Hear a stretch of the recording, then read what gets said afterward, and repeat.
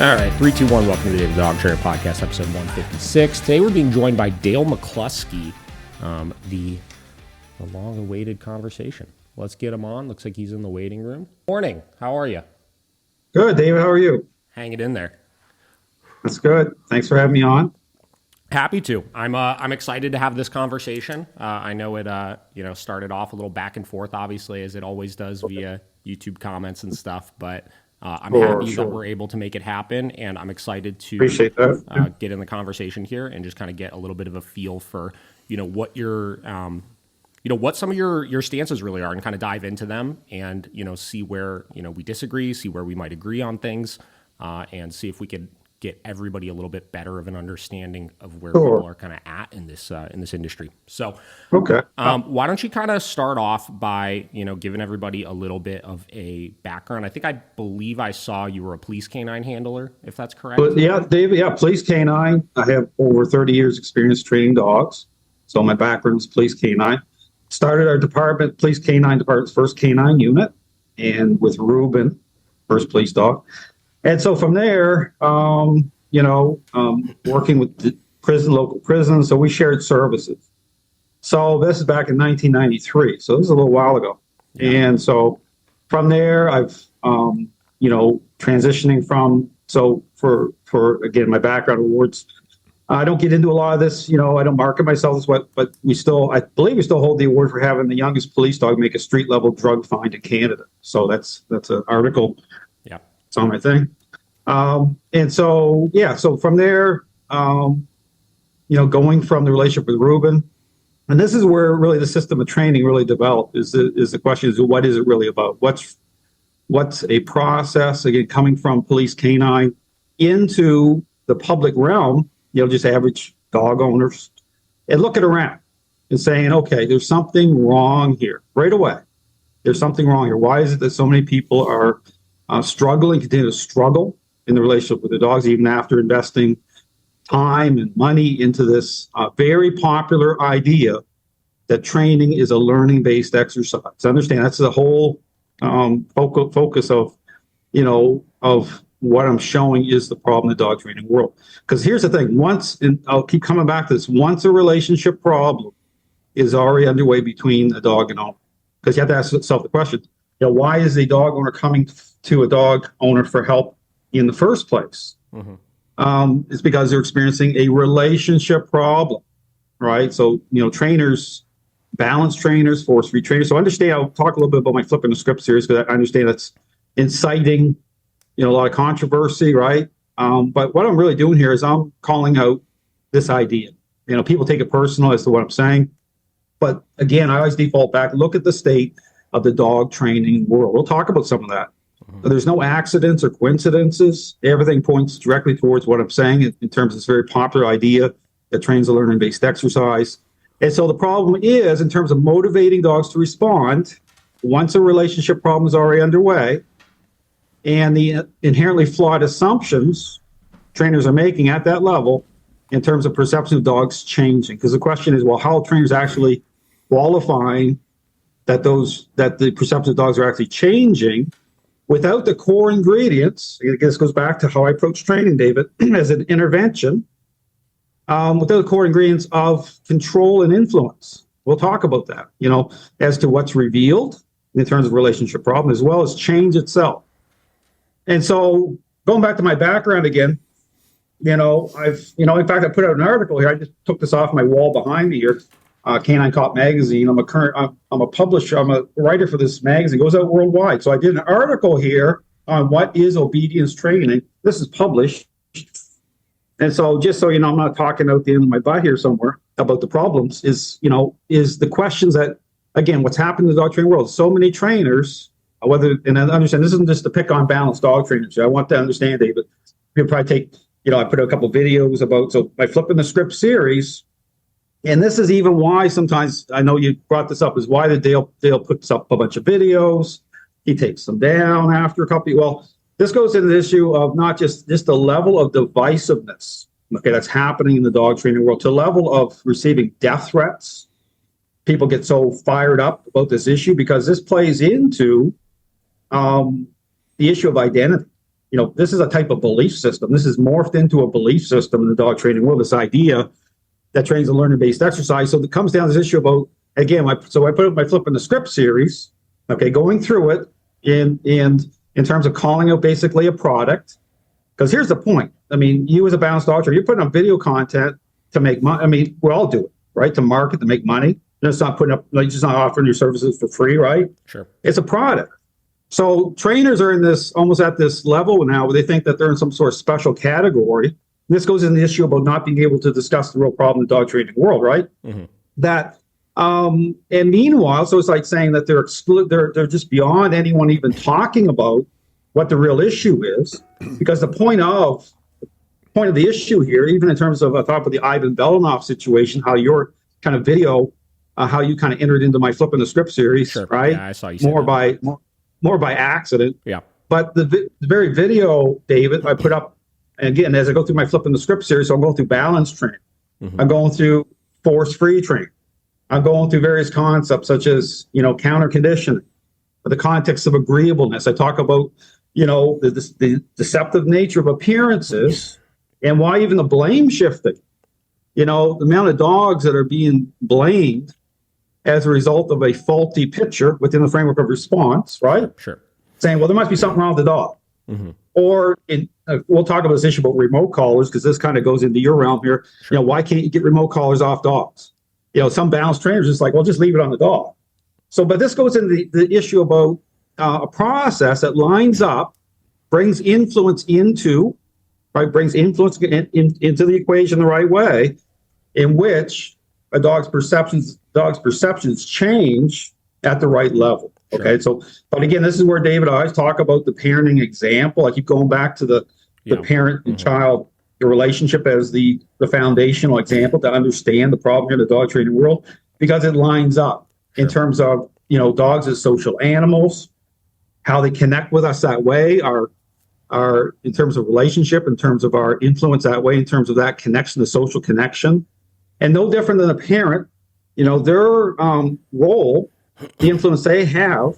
Sorry, Dad. I mean, go ahead if you want to put a point in there. So let me just, I don't even have a specific point. I just want to kind of, I want people to take something away from this conversation, obviously, as I'm sure you do, sure. Right? And I think one of the biggest problems of, in this, I want to make it very clear, because I know you in the past, you've had trainers, be very like personal with their attacks towards you before. I want to make it very clear that's not, but regardless, right? So I want to make it very clear, this is not a personal attack, but like all that right there that you just pitched, right? It was like 8 minutes or so of you talk. You went in so many different directions right there, right? Well, and there's so many. But hang on. Let me finish that. Let me finish that thought real quick, right? So you went in so many different directions, and there's so many interesting conversations within all of those different directions you went. Absolutely. But there was no like completion of thought of any individual one of them. So I started like just jotting down as you were talking, and I stopped like halfway through. I got like 5 different points that you started kind of making that really need to be digging further into. You know what I mean? And I'll get into all, but here's another point, David, because you brought this up in one of your conversations about, Dale's just spinning his conversation. I don't understand. But here's the point. Okay, the dog training world is coming apart at the seams. Sure. Okay, you've seen devices being banned. Yeah. You're seeing the Zach George versus the dog daddy. You saw the Jeff Gellman situation. Now, I understand why I mentioned names here. Okay, I want to be clear about this. This isn't meant to be a personal attack. I understand. Okay, I understand on any of these trainers. Even when I go through my Flipping the Script series, I encourage people can watch it. Mm-hmm. You will not hear me getting personal with any trainers. This is information specific. Now, I mean, these trainers get taken very personal, right? Sure. Because they feel like Dale's calling me out. Sure. But you're selling a product. Yeah. All I'm saying is the product is the problem here. Yeah. Okay, I'm saying there's a problem. Yeah, and I'm not even saying that, right? Like I you mentioned a few times like the Ivan situation of like you used a couple minutes of his video, and I think the entire thing, frankly. And mine's up, and yours you said got like a copyright like down on it or something like that. Listen, I'm on your side as far as that's concerned. Okay, like, well, I was going to say, Dave. No. I'm Go ahead. totally on your side as far as that's concerned. I am like one of the firmest believers in like not censoring opinions and things like that. I've got a handful of reaction videos of other trainers myself that I've done where I try to be same deal, like you've said, like information specific about things. And my issue, and also it's like, it's barely even a freaking issue, I would say. But my issue is just like we had this conversation lined up, and it's like I would have wanted to save all those points so we could have hashed into them in individual detail. Hey, but I don't care that you're making listen, videos, David, right? here's the thing. I'm just rolling forward here. Sure. I mean, don't take it personal, right? Yeah, So, like, I'm that guy. I'm like 57 years old, so I'll go down some rabbit trails here. It's probably an age thing too. But here's the thing. And I want to bring cohesion to this conversation but here's the other point I make. I said, listen, some of the trainers, balanced dog trainers, have all the time in the world to invest thousands of hours right into going to conference, whatever, putting each other up in live stream. If the dog training world is falling apart, and because this is one of my kind of pushbacks on people saying, well, Dale's just rambling. If it's that important, right, to figure this out, because there's a serious problem here. Sure. You would think that the trainers would actually take the time, right, to audit what's happening, like I did. Because here's the point. When I first started here, David, and when I looked around, going back to when I started back in 1990, really I got in the dog training field like 2007. Sure. And looking around, because this comes into ethics here. This comes into as individuals. Looking around the dog training world saying, there's a serious problem here. Why is it that people are failing within using the same methods, the same idea of things? And looking at saying, is it really the dog's fault here at this level? Like, look at the blame shifting going on. So it comes down to this thing saying, well, if there's something, here's the crux of everything. If there's something that we're doing wrong as the human, okay, if we're putting an idea out there that is problematic, the presses should stop. If we really have empathy for dogs the right way, not even one dog should be taking the hit because of something we're doing wrong, an idea we're putting out into the marketing. Everything should halt. That's never happened. Okay, with these trainers as individuals, because here's a tribal thing of this. Okay, once you go into as a balanced dog trainer or force-free dog trainer, okay, goes into this type of belief system. It's almost too late. And I'll talk about that because then you've come into agreement, okay, with this idea of things. And so blame shifting will seem at a certain level to be normal. Well, there must be, the DNA with the dog, and it's got to be this, got to be that. You can't get these remote collars off the dogs. Well, just leave it on 24/7. Balanced dog trainers do that a lot. I'll just leave it on the dog. And this goes into the crux of going back to these situations I talk about. There are no accidents, okay? Like in terms of the Jeff Gelman situation, which I'll talk about because it ties into the issue, like the comment I made about one of your videos with the startled reaction of the dog. Yeah. Okay. And I could use a word like as you crank that dog. I don't do that, right? So you get this thing about okay. So, but the startled reaction part was the same as what happened to Gelman. Yeah. Gelman got crucified, right? But here's the interesting thing: by many of his own. Yeah. In balanced dog trainers piling onto that situation. And people like yourself should be asking, like, why is that?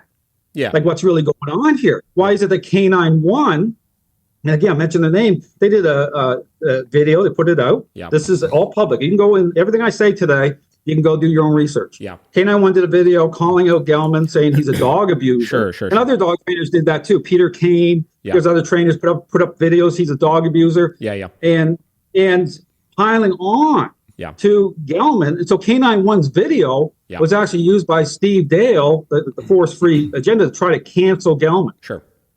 Like that's incredible when you think of it. Say, okay, like what's really so people can come at me and say, oh, I don't like what Dale's saying. Can I just stop you for a second real quick? So again, I want to like we're adding even more like individual conversations onto the list here, right? Let's just because you've said that one a couple times now, the Gelman situation, right? Let's pick a topic here and kind of dive into it a little bit, right? Sure, Dave. Yeah, go ahead. So the Gelman situation. Yeah, I do agree. Like, every side obviously went after Jeff Gelman for it. And, I don't like using the word like fan of certain people, obviously, but I have a good relationship with Jeff Gelman. Obviously I've used bonkers myself before in the past with dogs, right? I think that situation was completely blown out of proportion with things. And I don't like that everybody was jumping on that also as a way of like kind of boosting themselves up of being like the nice aversive trainer, right? Or the nice trainer that uses aversives in order to fight back against this push of already people don't like these tools and all that kind of stuff. But you mentioned, like, why did trainers do that? So in your opinion, why did trainers do that as far as all piling on top of him? And what do you think the reasoning leading up to that? Like why is that so important to your conversation that you're trying to put out there? Because it's a lack of depth, okay? I talk about this idea about training being a learning-based exercise, okay? It plays off of motivating dogs, right, to respond at the very, and that's why I keep tying in, David, because here's the thing, if I go sideways a little bit, go back and forth, I have to, because you have to have a foundation first. Sure. Like if I talk about a situation like the Gelman situation, okay, the inability, that reaction from that dog, which triggered, really, it caused like death threats to him. Gelman went through hell. Yeah, no, I know. And he do, and so look at everything he went through. But my point of everything is to say, when you take these situations, this is why I go into my Flipping the Script series. Those should be opportunities as an individual to ask the questions that many trainers have never asked. Sure. Right? They just took a hold of this idea and ran with it to say, okay, why did that situation happen? Yeah. And I talk through it. I put a couple videos on that. Yeah. Very, people can go on, and the problem is people, and this is the problem, people look at my stuff, they're already sold into this belief system. But here's the thing. Okay, going back to Gelman. So the dog was startled. I talk about why that happened, came from a third party. So Gelman threw down the towel. Sure. And I talk about the dog making sense of, because dogs are social animals. So it ties in, right? So that connection that they share with us. So making sense means that, I talk about the role of influence. Once a relationship problem is underway, how that's defined. Okay, how that filters through the relationship by way of the owner. Yeah. So, for example, I talked through it, and so when Gelman threw down that towel, number one, it's reactionary, which means the dog, and this goes into your video I talked about with that startle reaction. Yeah. So the dog's already, the control's already manifest. Yeah. Okay, so the dog is already looking towards, in Gelman's situation, the dog's already looking towards the other dog. The dog was there for reactivity issues. And so, and the owner's standing there, right, kind of in a passive, right? She's not doing, so it's all kind of on Gelman. Yeah. Gelman comes out. I believe if I'm not mistaken, she was like in a wheelchair and like she like physically was just sitting there because she couldn't do that. And we'll get into that too, because if influence is proactive, David, and so it goes into my videos, like taking the form of a nudge. Okay, if you're really proactive with being dialed into a dog's state of mind, and this is the conversation we have about the issue of the role of influence, interrupting, intercepting, stinking thinking, because this is one of the big disconnects with balanced dog trainers. We'll talk about, I'll get into that. Yeah. But here's the thing. Let's stick on the Gelman thing, right? So, you bring up a point. So you mentioned, I understand, right? So you said obviously it was a third party doing it. The dog couldn't make sense. Third party doing it. The dog's like, what the heck happened? Didn't make sense to the dog. All right. So it's like, so the dog had a startle reaction. That wasn't abuse. I want to be very clear about that. That's confusion. Yes. So, it's confusion. Well, wouldn't you say that's just the dog was startled? Right. Well, the dog's also the dog's there for a reason, right? Relationship problem. Sure, but right? The act of throwing the bonker at the dog startled the dog, right?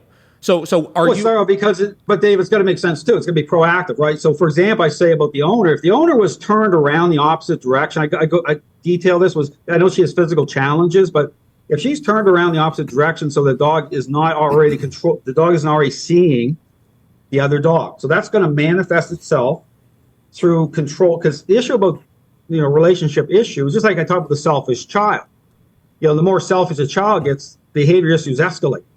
The more control a dog holds in a relationship, behavior issues escalate, and it manifests through the dog's state of mind. Okay, dog is going to see, so it's thinking. Dog sees the other dog. Dog's already going to start to fixate. Going to start to, you're starting to move into that level where the dog is going to fully express, lunge forward, control. Okay, so right away you have that expressive state already happening. You take the bonker, so right away, not dialed in. As I say dialed in, that owner could have already been nudging. That's why I talk about, when people look at my videos, nudging. Yeah, so nudging, right? So you nudging use the dog. Yeah, so you used. I've heard you use, obviously nudging before. I've heard you use intercepting. I've heard you use interrupting, right? So like you've got many different terms that you kind of use for that, and I'm assuming all three of those generally are pretty similar. Intercepting, pretty similar, nudging, but here's the thing. Interrupting. Yeah, it'd be like this. be like a selfish child, right? It'd be like a parent already knows the child self say, hey, it's like a hey you, hey. I understand. You understand? But I want to be clear about your intention of your nudging or your intercepting or your interrupting, right, is to stop that thought process. Is that correct? That's right. The thought process is like interrupt. It's not defined in a way say you can never go towards another dog. I want to be clear. It's like it's like the dog. It's intent here. No, your so you're not interruption is specifically for the thought that leads to the behavior. Right. It's when you use the behavior. When dog trainers use behavior, it's not it doesn't even fit, Dave. A lot of times it's a response. Sometimes when you're getting a dog, but isn't that a behavior? Right? How is it different? I will talk about that too. It's misapplied. It's based on a superficial idea here, Dave. Yeah. Behaviors. The word behavior alludes to that there's something more meaningful happening based on this superficial, the trains a learning based exercise, right? Yeah, but a behavior simply is, I don't even know. Can you pull up the definition of behavior? Like a behavior, I don't think has all of this like intent and specific like that to it. I think behavior is simply a thing that you're exhibiting. Is it not? I guess it's a better terminology. Is an express state. It's like a selfish child, right? A selfish child is really selfish. All right, so behavior, Wait, where is it here? No, this is similar. The way in which one acts or conducts oneself, especially towards others, right? So wouldn't that be the definition of a dog exhibiting reactivity towards another dog? Yeah, but we have to get in this thing about why you're there in the first place with the dog. Well, I know, but like that's the missing. There's no depth to this idea, right? Yeah, but it's a behavior, right? It is a behavior, right? Like the dog reacting. It's a behavior. Right. But how balanced dog trainers use that word? Yeah, but I'm just talking in the literal definition of the word. Okay, we can go literal. Yeah, we can go literal.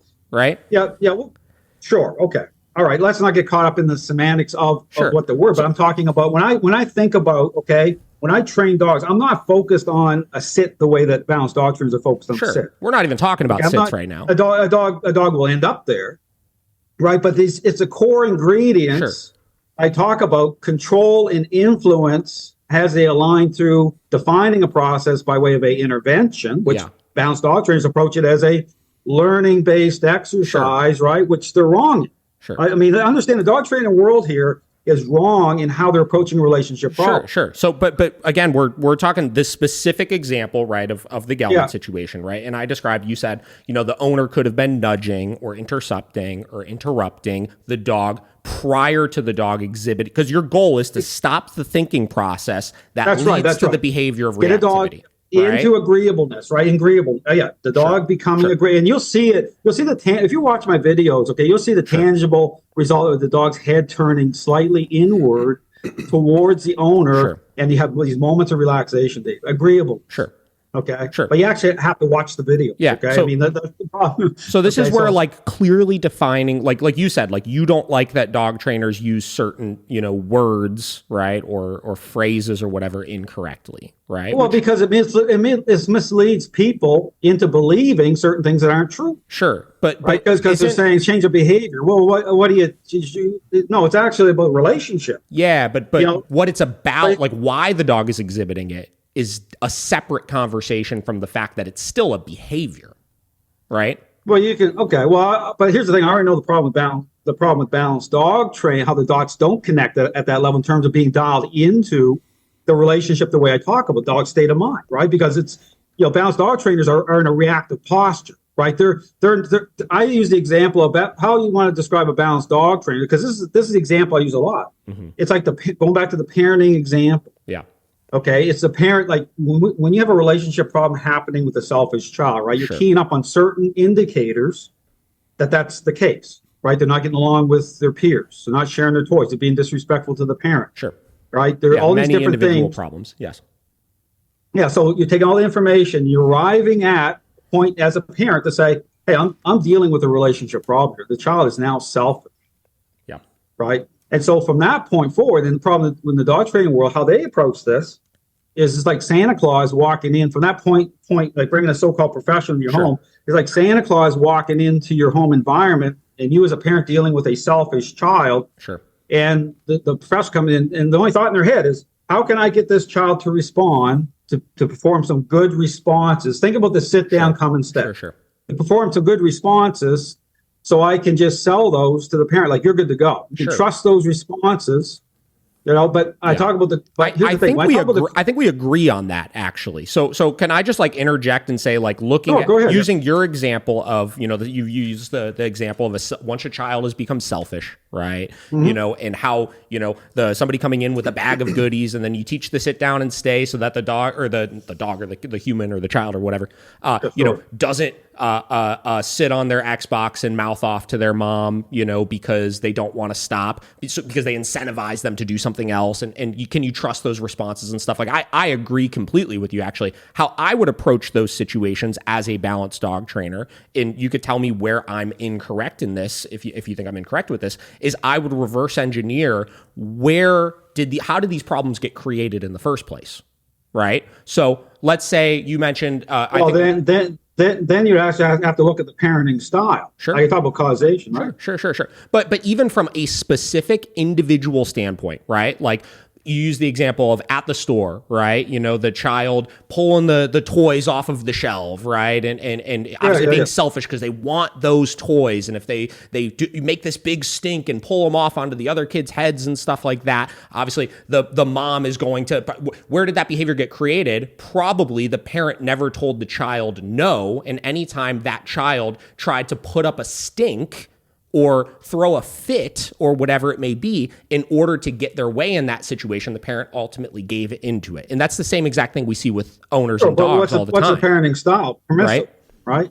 Yeah, permissive. It's the same thing, right? Like, they're being permissive from the standpoint of their giving way to the child.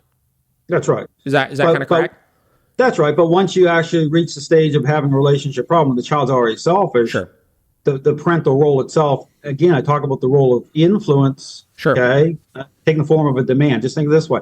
Like, when is the attitude of the child actually revealed? The bad attitude of the child. When you're trying to get them to do something that they don't want to do. Yeah, they put a demand on. Yes. Right? Influence, right? Sure. Versus, they're not here's a dog training world. The parent, right? Yeah, versus here's, say, hey, take the garbage out because you're the parent. Versus, here's a dog training world. Here's $100. Sure. Take the garbage out and you get $100. But here's the disconnect here with the dog training world. Based on the current state of the relationship being dialed into, right, what represents behavioral issues, right, control manifesting through the relationship, dogs gaining control, dogs as social animals, pack animals, how they connect with us that way, is the problem. The disconnect here is that you're starting to motivate a response from a dog. And I even talk about this issue about balanced training, trying to build off of this inherently flawed idea by way of what's called the 4 quadrants. So bringing influence in at a certain level doesn't trump getting out from underneath this problem by way of how a counterfeit picture develops for so many dogs and owners within the framework of response. Because here's the thing. It's like, here's $100, take the garbage out. Well, guess what the majority of trainers do? Well, pull out the treats. I see you wearing a treat bag, pulling out the treats, right? Because the thinking is, it's just like someone walking, how can I get a dog to respond to a great sit? And this is why you get dogs looking fantastic in the training environment, right? Moving around, doing a great sit down, come and stay. And perceptions of many of these dogs aren't actually changing, because here's the premise. How are you actually qualifying or even establishing that those responses can be trusted without the core ingredients happening in the first place by way of control and intentional control and influence? Yeah, take the garbage out, Dave. Do you understand what I'm coming from? I completely understand what you're saying. And again, I think you're assuming that they can be trusted. Well, hold on. Hang on. Let me step in for a second here, sure, go ahead. Because I'm trying to take this a little bit more specific, and I'm trying to describe how I would handle the situation, right? So you can let me know, because the way you're describing is not how I would handle the situation. Right. Oh, I know that already. I've already seen the video. So go ahead. Well, I'm happy in queue here. Go ahead. Yeah. Go ahead. Okay. So let's take what example do we want? We're switching from children to dogs, right? So let's use the dog example, right? And we want to. So basically, the role of the problem here that you're saying, right, or the big issue here is that you're never actually putting the dog in a position where you're putting a demand on them and enforcing that demand. Is that correct? It has to. Is that where the problem kind of lies? Ultimately, you have to ensure that when the dog does not want to do something, that they understand that they still have to do that thing. Well, no, here's the thing. The core ingredients have to come into the process itself, Dave. The process itself has to be defined properly. When I say interaction-based, Because the problem here is the issue about motivation. Sure. Okay. The idea here is that how can I motivate this dog to respond? That's the wrong way to think. Okay. The motivator is the relationship, the social connection. Dogs desire to connect with us at that level. That's the motivation. Okay. Then when you're in the middle of a relationship problem, what's the fix? To reverse, how do you bring influence into a process at the right level, aligned the right way, dialed in the right way? It happens through a intentional interaction-based method, okay, which looks like, so if you watch my video, say, wow, Dale's like forcing these dogs. That's a common frame up, right? Forcing these dogs. Well, I'm approaching the relationship differently. I'm approaching a process differently. Mm-hmm. The difficulty here with many trainers is they're already indoctrinated. It's a type of belief system. Understand something. When I sit down, here's the point, Dave. When I sit down, you can laugh all you want. When I sit down with a dog owner, I get what you're saying. I'm not laughing at you. I'm just laughing at the fact that, like, I want to really talk about like specifics here right now. Yeah, absolutely, right? And that's what I'm here for. I want to get it. Okay. So, but when I sit down with an average dog owner, David, that isn't a balanced trainer, who hasn't, embraced this idea, right? I sit down with the average dog owner, less than 15 minutes, no problems, okay? Use the parenting example. I talk about why train the way train. If you sit down with a balance, not you, okay, here's the thing. I'm going to give you props here, right? I appreciate the fact that and this goes to this issue about censorship. Sure. About stuff, David, I want to just take a really quick side thing here. And like we're doing now, the ability to actually work through a problem. And there's a serious problem in the dog training world. Sure. The ability to work through is the right to be offended at a certain level. Sure. Not because of personal attack, but because everybody has an ego, right? And everybody to some extent is going to get offended by things. But being able to step past that and discuss the root of the problem, which is what we're trying to do right now, I think is important. That's right. And I appreciate the time you take. So I lost my I have a senior moment here. Remind me. Get me back on track, Dave. I actually am not sure exactly where you left off with that. I think you were talking about it. Okay, yeah. Here's where you were going with it. You were saying, and I've heard you say this on your videos before. You were saying that you could sit down with a client, right, and you spend 15 minutes with them, and the client understands what you're saying, right, or they're in agreeableness to what you're saying, right. It makes sense to them, right. It makes sense, Dave. It makes sense. It makes sense. Right? But you're saying that you sit down with a balanced dog trainer. That's not the case. No, it's balanced, force free, or whatever. Any other dog trainer that disagrees with. They'll go on for 10,000 years, and you'll never, and because they take it personal, right? They start to get personal, right? And then the question I have to ask is, well, why are people getting so triggered off and getting personal attacks? See all these personal attacks, right? Yeah. Well, I mean, we should be able to talk through and say, here's the thing. This is always my default setting, right? The dog training world's a mess. It's not an accident. Sure. And the blame shifting, the amount of dogs being given up on and blamed for because of this idea, I tie this in, is unbelievable. I agree. And I agree with both of those points as well. So, I mean, I'm just saying, hey, this is the issue. I know it's like challenging because I'm stepping forward here saying, here's the source of the problem in the dog training world. Because here's the other thing. People go on about, well, there's more than one way to train a dog. That statement's been around forever. Sure. But even think about the context of that statement itself. Yeah. Based on appearances, based on how both these groups, balance and force free, are motivating dogs to respond. And then here's the other contradiction. There's contradictions all over the place in the dog training world. As a balanced dog trainer is trying to call out force free trainers all the time. I provide examples in my Flipping the Script series of why that fails. Sure. Right? Because you're saying, oh, well, there's one way to train a dog. Yeah, force free trainers, they do a great, we use clickers. And here's the difference between a balanced dog trainer that uses clickers or this idea about learning-based theory. Years ago, David, when I was invited to sit down alongside clicker trainers in Canada, to a large veterinarian organization, I refused. Okay? I refused because I understand the problems by way of approaching a relationship problem as a learning-based exercise. I understand what that generates, what that sets up for people, the blame shifting that happens, right? And so I refuse. There's the line. But here's the thing. There's no line in the dog training world. Balanced dog trainers are still fighting with each other over the role of remote callers. You look at that conversation between Ivan Belanoff and Larry Crone, right? Mm-hmm. There's examples everywhere. Sure. And saying, well, they're fighting, right, over the role of remote callers as they're being banned. Sure. Right, that's unbelievable. And so people accuse me of Dale's crazy talk. I know. I mean, the plot has already been lost. Sure. Here. Okay. So devices are being. Yeah. So real quick. So getting back to, you mentioned you were using the example of you sit down with a client for 15 minutes. They get it. You sit down with a balanced dog trainer, a force-free trainer, and you'll argue for hours and you'll never find any sort of common ground because they're indoctrinated into the belief system, the state of mind. I would push back on that and say that I could sit down with any client, and because I'm sitting down with them as a position of authority, I probably am going to be able to convince them of just about anything I want to, because they don't have the knowledge to be able to push back on anything that it is that I'm saying. Where I could do that. I could go to 3 different mechanics. I don't know anything about cars, Dale. I mean, I'm sure you probably know something about cars. You probably know way more about cars than I do, right? I don't know anything about cars. I could sit down with 3 different mechanics. One can tell me one thing. I could be like, oh yeah, that makes complete sense, right? Because they say it in layman's terms that makes sense to me, whatever. I could sit down with another one. They could explain to me why everything that one said was totally wrong and why their way is correct. And I could be like, oh yeah, that makes sense. And then I could sit down with a third that could then probably get me to think that the other 2 were completely incorrect. And that's because I have no basis of knowledge, right? As dog trainers or as an expert in whatever field that you're in, we could articulate things in a way where it makes sense, regardless of if it's actually as accurate as we're saying that it is. Well, David, that's only half of I'll add to that, because based on what this idea represents through learning theory, right? People getting the pet all over their dogs, get to motivate the dogs with treats the way they're doing it in dog training. Well, really think about what I'm saying here. Sure. The reason why Zach George has millions of followers, right? Balanced dog trainers, this has gotten so twisted.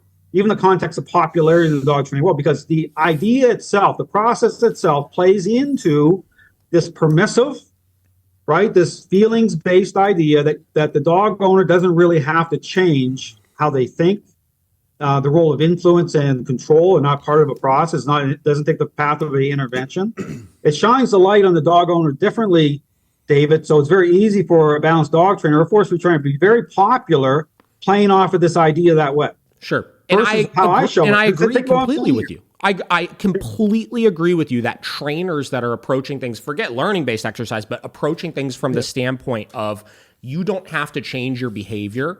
You just have to change what the dog is doing is incorrect. Because again, all of these, the relationship problem, right? That's already there, because like you said, people hire dog trainers 9 out of 10 times because there's already a behavior or already a relationship problem between the dog and the human, right? I completely agree with you with that.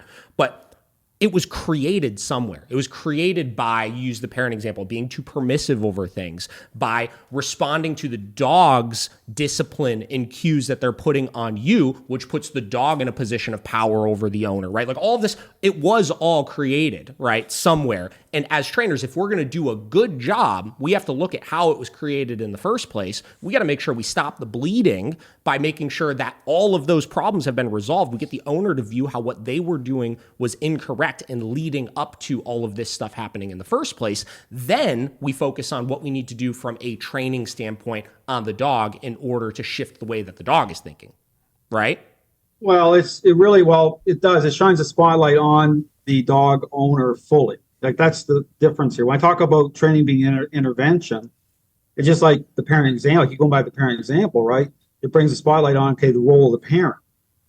That's why this is why some of these trainers out there say, I profiled one force-free trainer, John McGuigan. He's bringing up these disconnected examples too, like Robert Hines, the same thing. Sure. Dogs are sentient beings, right? Well, that completely shifts the focus right away from the role of the owner and the way that they influence through the social connection dogs share with us that way, social. And so, I talk about, the spotlight part. Yeah, it's like, but the problem here is what defines a process itself once the relationship problem is underway. Understand that's the crux of it. Sure, as far as what I said, right, like using me as the example here, because again, I'll stand behind you as far as like balanced dog trainers that are not focusing on the root of the problem, where the relationship problem was created, what the owner is doing wrong, right? Like those are shit trainers, in my opinion, regardless of what avenue that they're in, because they're never going to achieve long-term success because they're not solving why things got so toxic in the first place. Well, you're trying to split hairs, David. I mean, balanced dog trainers are in agreement that training is a learning-based exercise. I mean, that's it. Yeah, but that's the problem. But where you're motivating dogs. You're in agreement to motivate dogs, right? Differently. You're motivating dogs just like motivating a selfish child when they're already selfish, and the way that versus the parent, interacting. When I talk about interacting with, it's like a parent, David, that's invested in terms of change itself, interacting with a child in meaningful ways in their airspace differently. So we talk about even defining, physical force. People talk about punishment, corrections. Mm-hmm. The proper way to define it is how it filters through the owner, right? Relationally, just like a parent who is interacting with a child who's dialed into. I talk about this system of training, the parenting style it represents, the authoritative parenting style. Mm-hmm. Okay, versus balanced doctrine. The authoritative parenting style is, just so I'm clear on what you mean by that, that is that you are in a position where you're making sure the child or the dog is compliant to you. Is that generally what that is? Compliant, but again, understand when I talk about process too, because people look at when I talk about control and influence, it's a temporary process. Okay, understand that when I talk about mechanisms of structure through, say, using the crate once a relationship problem is underway, sure. Even the remote collar, those are management tools as you're striving towards your end goal. Well, right? Management, but not just management and never fixing anything. Like the key component here to change is the process, is the core ingredients I talk about, influence and control, how they're happening through a interaction-based method, okay, dialed in that way.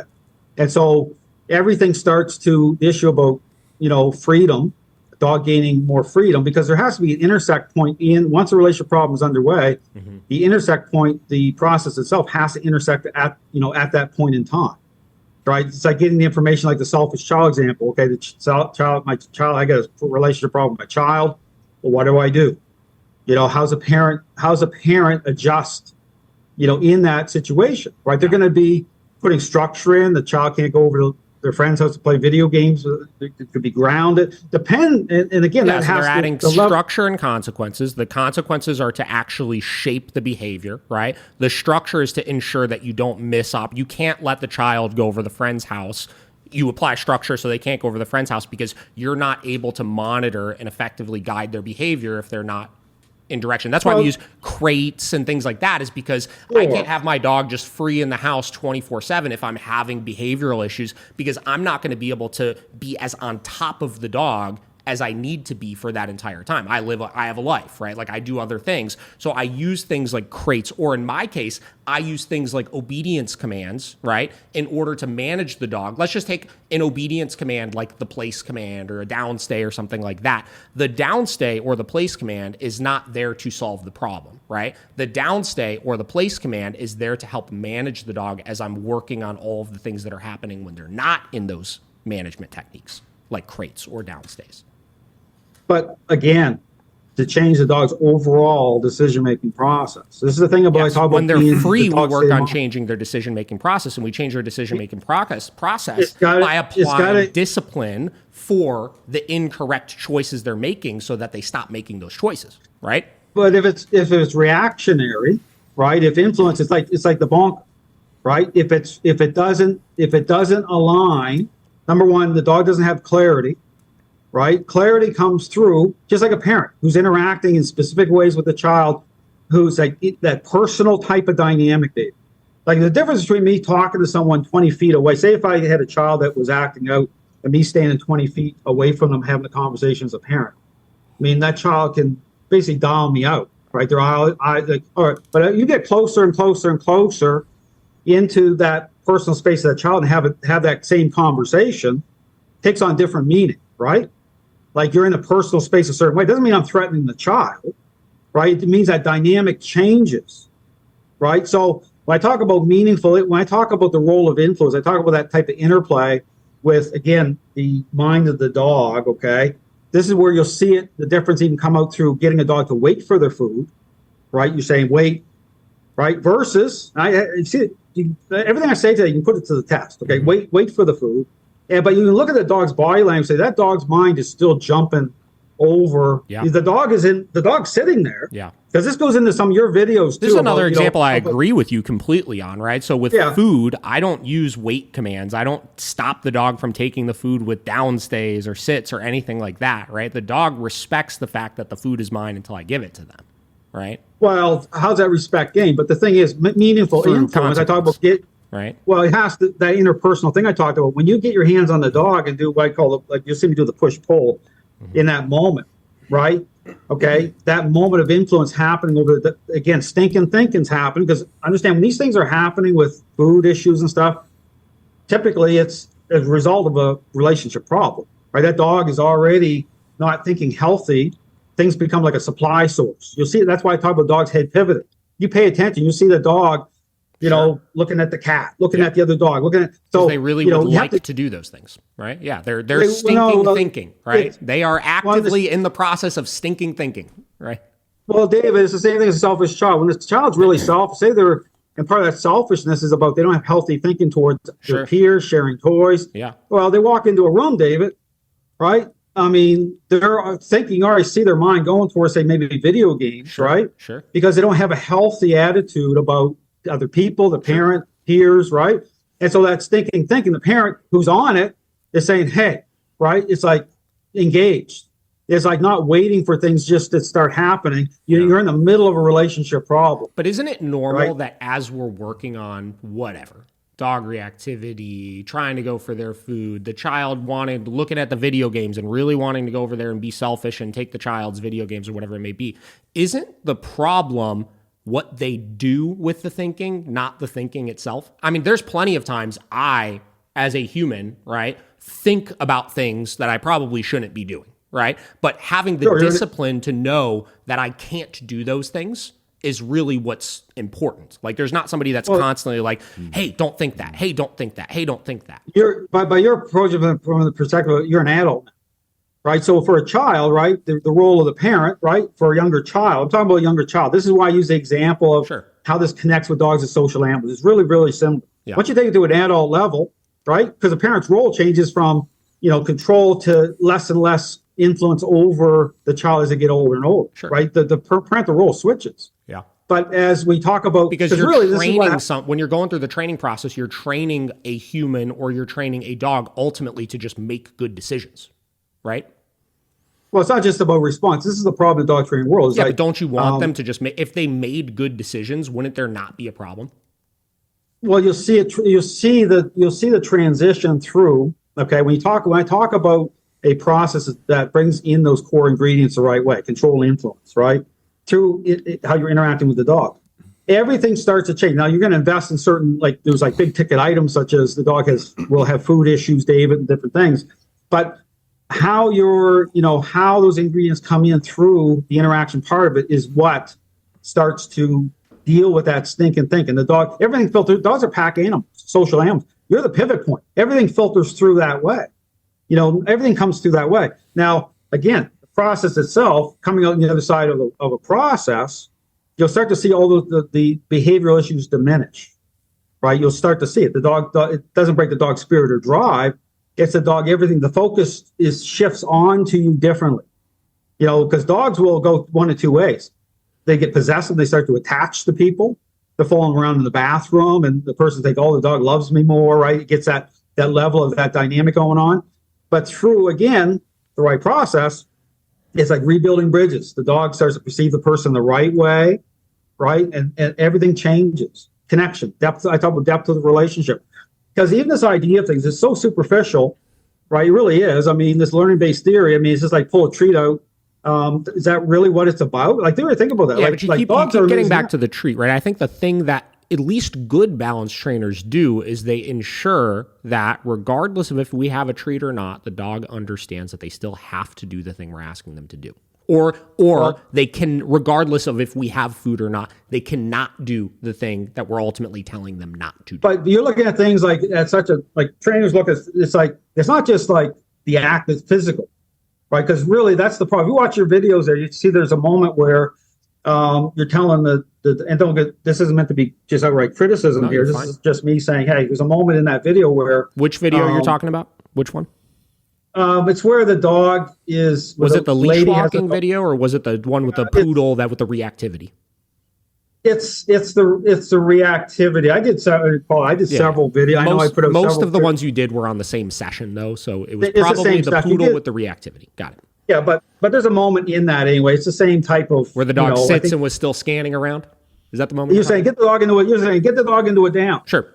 And I said tried. I wanted to see how she was going to try to do it. Well, David, the dog's already. That's part of the point. The dog's already investing. Okay, stinking thinking's happened. Sure. Yeah. So that and that was my critique of that video was that entire minute and 30 seconds you watch. I said at the very beginning was I wanted to see what I didn't care. You've mentioned a few times like.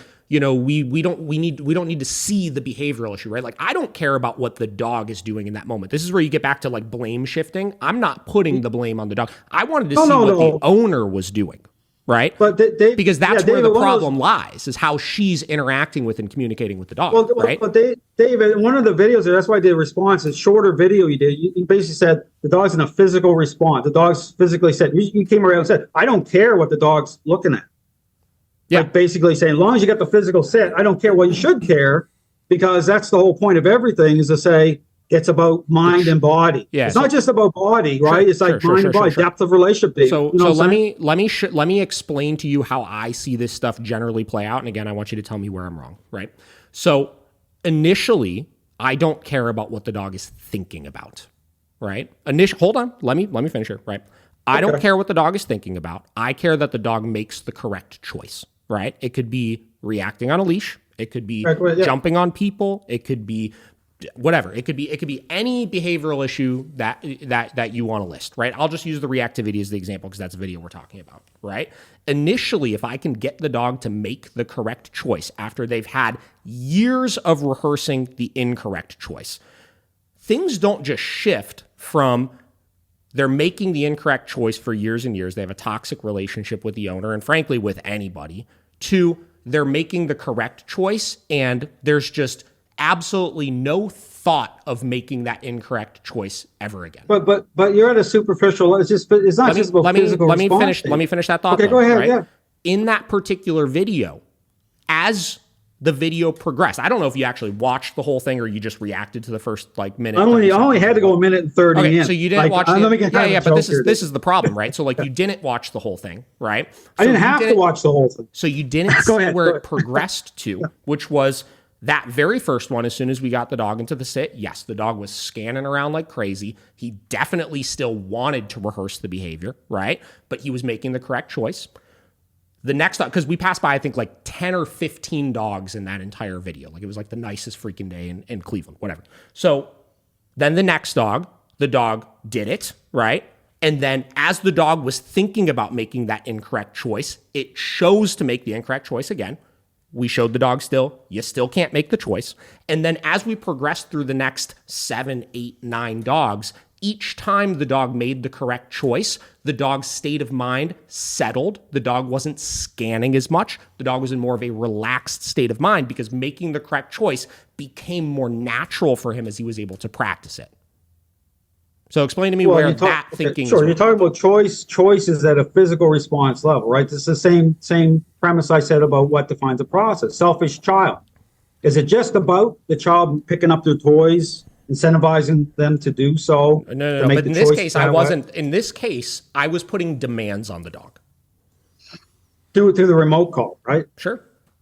Okay. The enforcement of those demands was through the remote collar, but the remote collar through me still.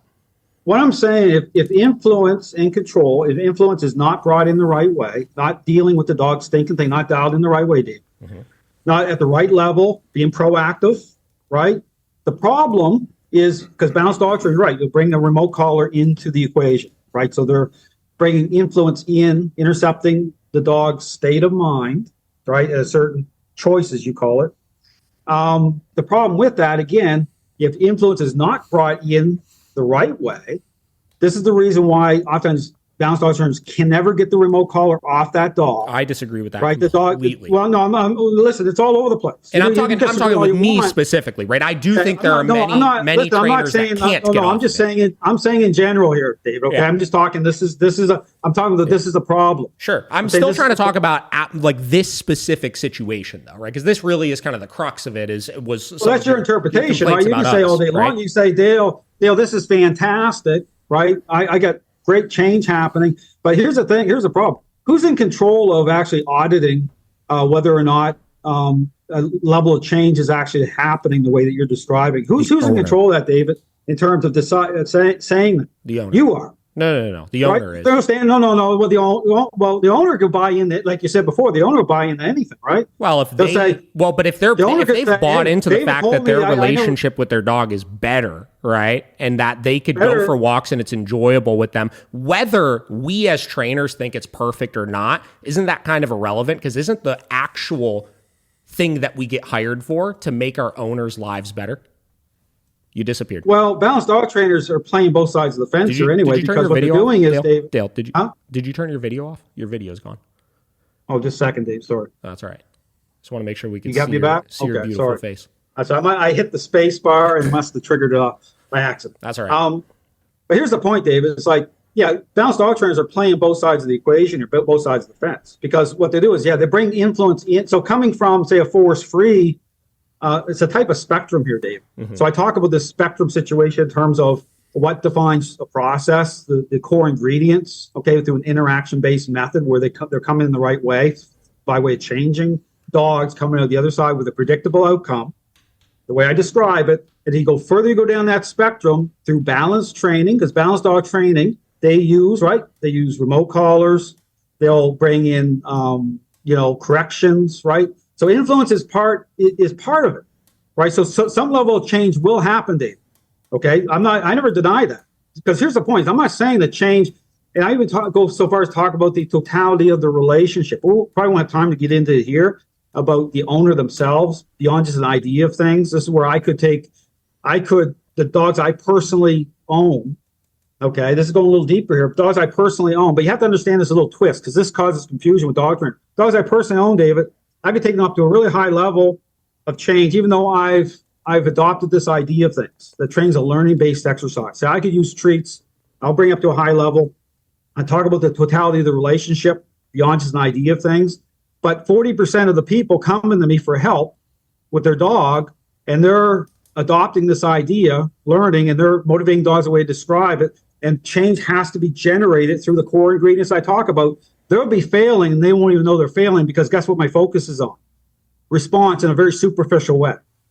Right out of the starting gate, I'm getting dogs to respond. Do you understand? Like, you have to. I get into some of these dynamics in dog training. I understand what you're saying, but what I'm saying is two things, because we've shifted the conversation a little bit again here, right? Thing number one was that in the case of that video that I watched with, it is undeniable that by the end of that video, the dog's level of stinking thinking, as you referred to, was dramatically lower than it was at the beginning. And I never needed to actually address the stinking thinking, because I addressed the actual decision that the dog was making, which in my opinion is the important thing. But the problem here, Dave, if you're not dialed in the way that I describe it in terms of the core ingredients, influence taking hold through the right process itself, the problem with that is you'll be thinking, because you're looking at a physical level with these dogs in a certain way. Well, I'm looking at you're looking at the emotional, right? And I'm talking about, you're referring to the stinking thinking. I think you used that as the example. I'm talking about being dialed in, that way. Dialed into the stinking thinking. The problem with that, David, but the stinking thinking improves.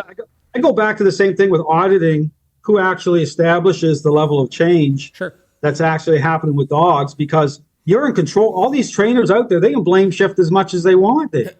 Right? Like, I'm just talking in general. I'm not even focused on you right now. I'm just saying in general, whether force-free trainers, whether it's balanced dog trainers, they can blame dogs all day and get away with it. I understand what you're saying. Right? I completely do. And again, I agree with you at that point, but I'm talking about me specifically right now.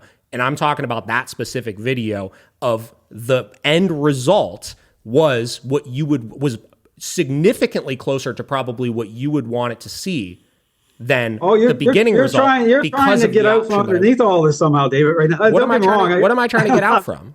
What am I trying to get out from? I'm half teasing. No, here, no, Dave, I understand, but like, no, seriously, like what I'm getting at is like literally, and I know you watched my last podcast, so you know, I saw the owner the next week, and the dog is not reacting at other dogs anymore. So here's the thing: regardless of if the dog is still thinking about it and still stinking thinking, if she can go for walks and that dog isn't reacting anymore, where's the problem? Well, the problem lies in people get blindsided. I put out some examples of this where dogs will actually push through the remote collar. Here's the example. I had a situation in Canada, David. Yeah, I heard you talk about this on your video you made yesterday. Yes. Yeah, I mean, I'm just putting examples of when people try to counter what I'm saying to say, oh, well, Dale, the dogs are fine. I'm saying, okay, well, the truth really gets revealed, okay, when you get into dogs with holding a higher level of control, deal with these aggressive dogs, where suddenly you have a situation where the dog is blowing through that remote collar to get to the other side to express control, biting somebody, and then guess what happens? Oh, it's a dog. I don't know what happened.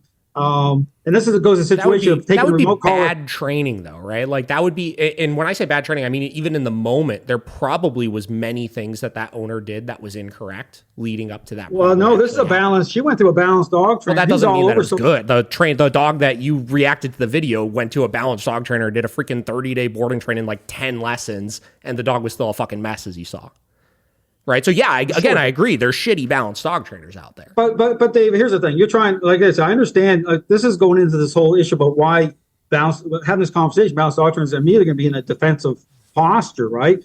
Because again, going back to the thing I said, this is an ethical issue as individuals. They're saying from the very beginning. I always default back to this. The dog training world's in a mess, David. Look at all the problems happening, breed-specific bans. You get into this divisiveness, these situations with Jeff Gellman. You look at Zach George versus the Dog Daddy. Robert Cabral made that contradictory statement. Science has no place in dog training. Yeah, and I've talked about him before, and I think that, you start getting into some of the trainers like him and some of the other ones, they've played you get into playing both sides of the field, right? I do think that a lot of those trainers are playing both sides of the field from the standpoint of they're using the aversives and they're punishing the dogs and they're doing all the things that they're shitting on all the other trainers for saying, but they're marketing it and branding it as if they're not doing that. Right. So again, I agree with you, right? Like I'm pretty sure that I agree with what you're saying with that. Well, then why aren't you going to agree on me that in terms of what the core ingredients of a process is? Here's the thing. You can put everything because of the results that we're getting. You're going to, well, as long as you keep defaulting back to a balanced dog trainer's approach based on this idea of things, I talk about the problems with that, then I'm never going to come into agreement with that for the very reasons I state in terms of the problems that I connect the dots, say this is why these problems, it's symptomatic, these problems are inherent to this idea based on its application once a relationship problem is already underway. So I don't motivate dogs, David, to respond that way at all for a reason, because the core ingredients I talk about, influence and control, have to come in at the right level, the right way to come out on the other side with a predictable outcome. And this will come through, especially when we deal with aggressive dogs. Okay, this is where you get this blindside dogs pushing through the remote collar. Because you can stand here all day long, David, and say, oh, my training, I'm not meant to be critical, but my training, all trainers out there are going to say this. Meanwhile, the dog training world, balanced dog trainers are losing their tools. That's no accident either. Yeah, but really, don't you think that, like, do you really think that there is anything balanced dog trainers could do that would make because the force-free community is who is pushing against the tool bans, right? I don't think that could really be debated a whole lot, is that people in the force-free world are the ones that want tools banned. Can we agree on that? Ideology, but balanced dog trainers are but what I'm saying compromised. is, can we agree that the force-free community is who wants the tools banned? That the force-free community, yeah. That they are the ones that want the tools banned. Right? Oh, 100%. So what I'm getting at is there anything that the balanced dog training community could do that would make them just look at those tools and be like, you know what, we don't want to ban these tools anymore? Is there anything they could do? You can reject the idea that training is a learning-based exercise. But why would that change why would that change their perception of tools? Because it comes out, well, anyone go watch the video I made this point very clear with the Jamie Penrith going on Good Morning Britain. Where the moment where he's challenged, right? He's trying to debate. They're debating the remote collars being banned over in the UK right now, right? Yeah. Bans are happening worldwide. Jamie Penrith, as a balanced trainer, goes on Good Morning Britain. I talked through the whole video. it builds up to that moment, right? Because think about what I'm saying, balanced dog trainers, they're compromised. They're in a catch-22 situation they can't get out of on this issue. So as a conversation between Jamie Penrith and this lady from Dogs Trust develops, there's a moment where he's trying to justify, right? He's saying, well, these collars are good for some dogs, but then it comes down to this issue as a process that balanced dog trainers are in agreement with. This issue about the role of influence, about choices with the dog, about motivating dogs to respond the way that balanced dog trainers do. And the moment that happens is the lady challenges, hold on here a second. We can show that we can get a dog to make a different choice based on using food or whatever, something the dog wants to make a dog a different choice rather than running out towards, say, sheep. And right there, blown. You know what I'm saying? What's the counter, right? Because balanced dog trainers, they agree that it's about approaching training as a learning-based exercise, motivating dogs to respond this way, changing their focus. I get this issue, changing their focus, redirecting. So when I talk about control manifesting, being expressed, that gets into this issue about interrupting, stinking thinking, interrupting the role of influence, very specific, right? This is why it's incredible. I don't get any pushback on what I'm saying through force-free trainers. All of it's coming through balanced dog trainers. That's interesting. But that moment on that video shows that you're done.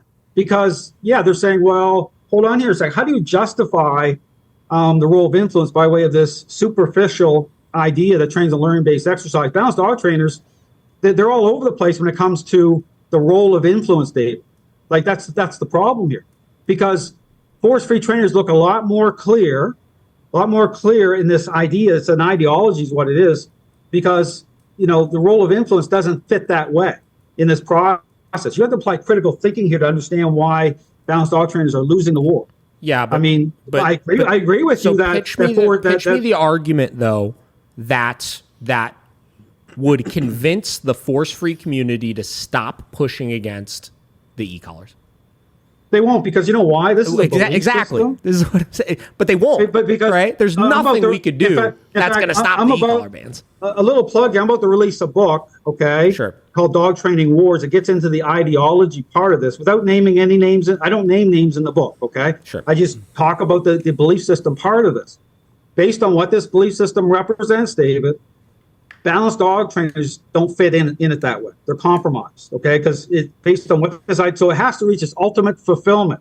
And if you look at the perfect storm with society, the permissive parenting on the increase, it play. If you really, after this talk today, you really sit down and think about what I'm saying, you start to understand why it's impossible for balanced dog trainers to win the war, the ideological war, based on the fact that they're in agreement.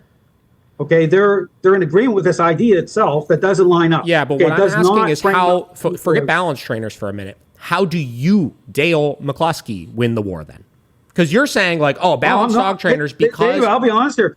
Yeah, but let's say there was freaking 10 million of you out there, right, training dogs in the world, right? You're claiming the problem is because of the ideologies that we have as balanced dog trainers, we could never win the war, right, against e-collar bans or prong collar bans. Not as a balanced dog trainer. So that's why I'm saying, how do you win the war then? Because you're not obviously you obviously do not subscribe to the balanced dog training label. So how do you win that war? I'll be completely transparent and honest with you, David. I'm not going to win the war, but I'm probably not. Okay, this is going to get really bad. Okay, I'm being really honest with you. I agree. This is going to get really bad. Like it's getting to a level now, David, where that's why Zach George keeps making these statements about legislation. Sure. Notice how he's playing off a certain situation. But here's the problem. Balanced dog trainers do the same thing. They're trying to leverage. Sure. You know, but I'm talking about talking about the big picture now, right? Because balanced dog trainers are very focused on this, that's not good.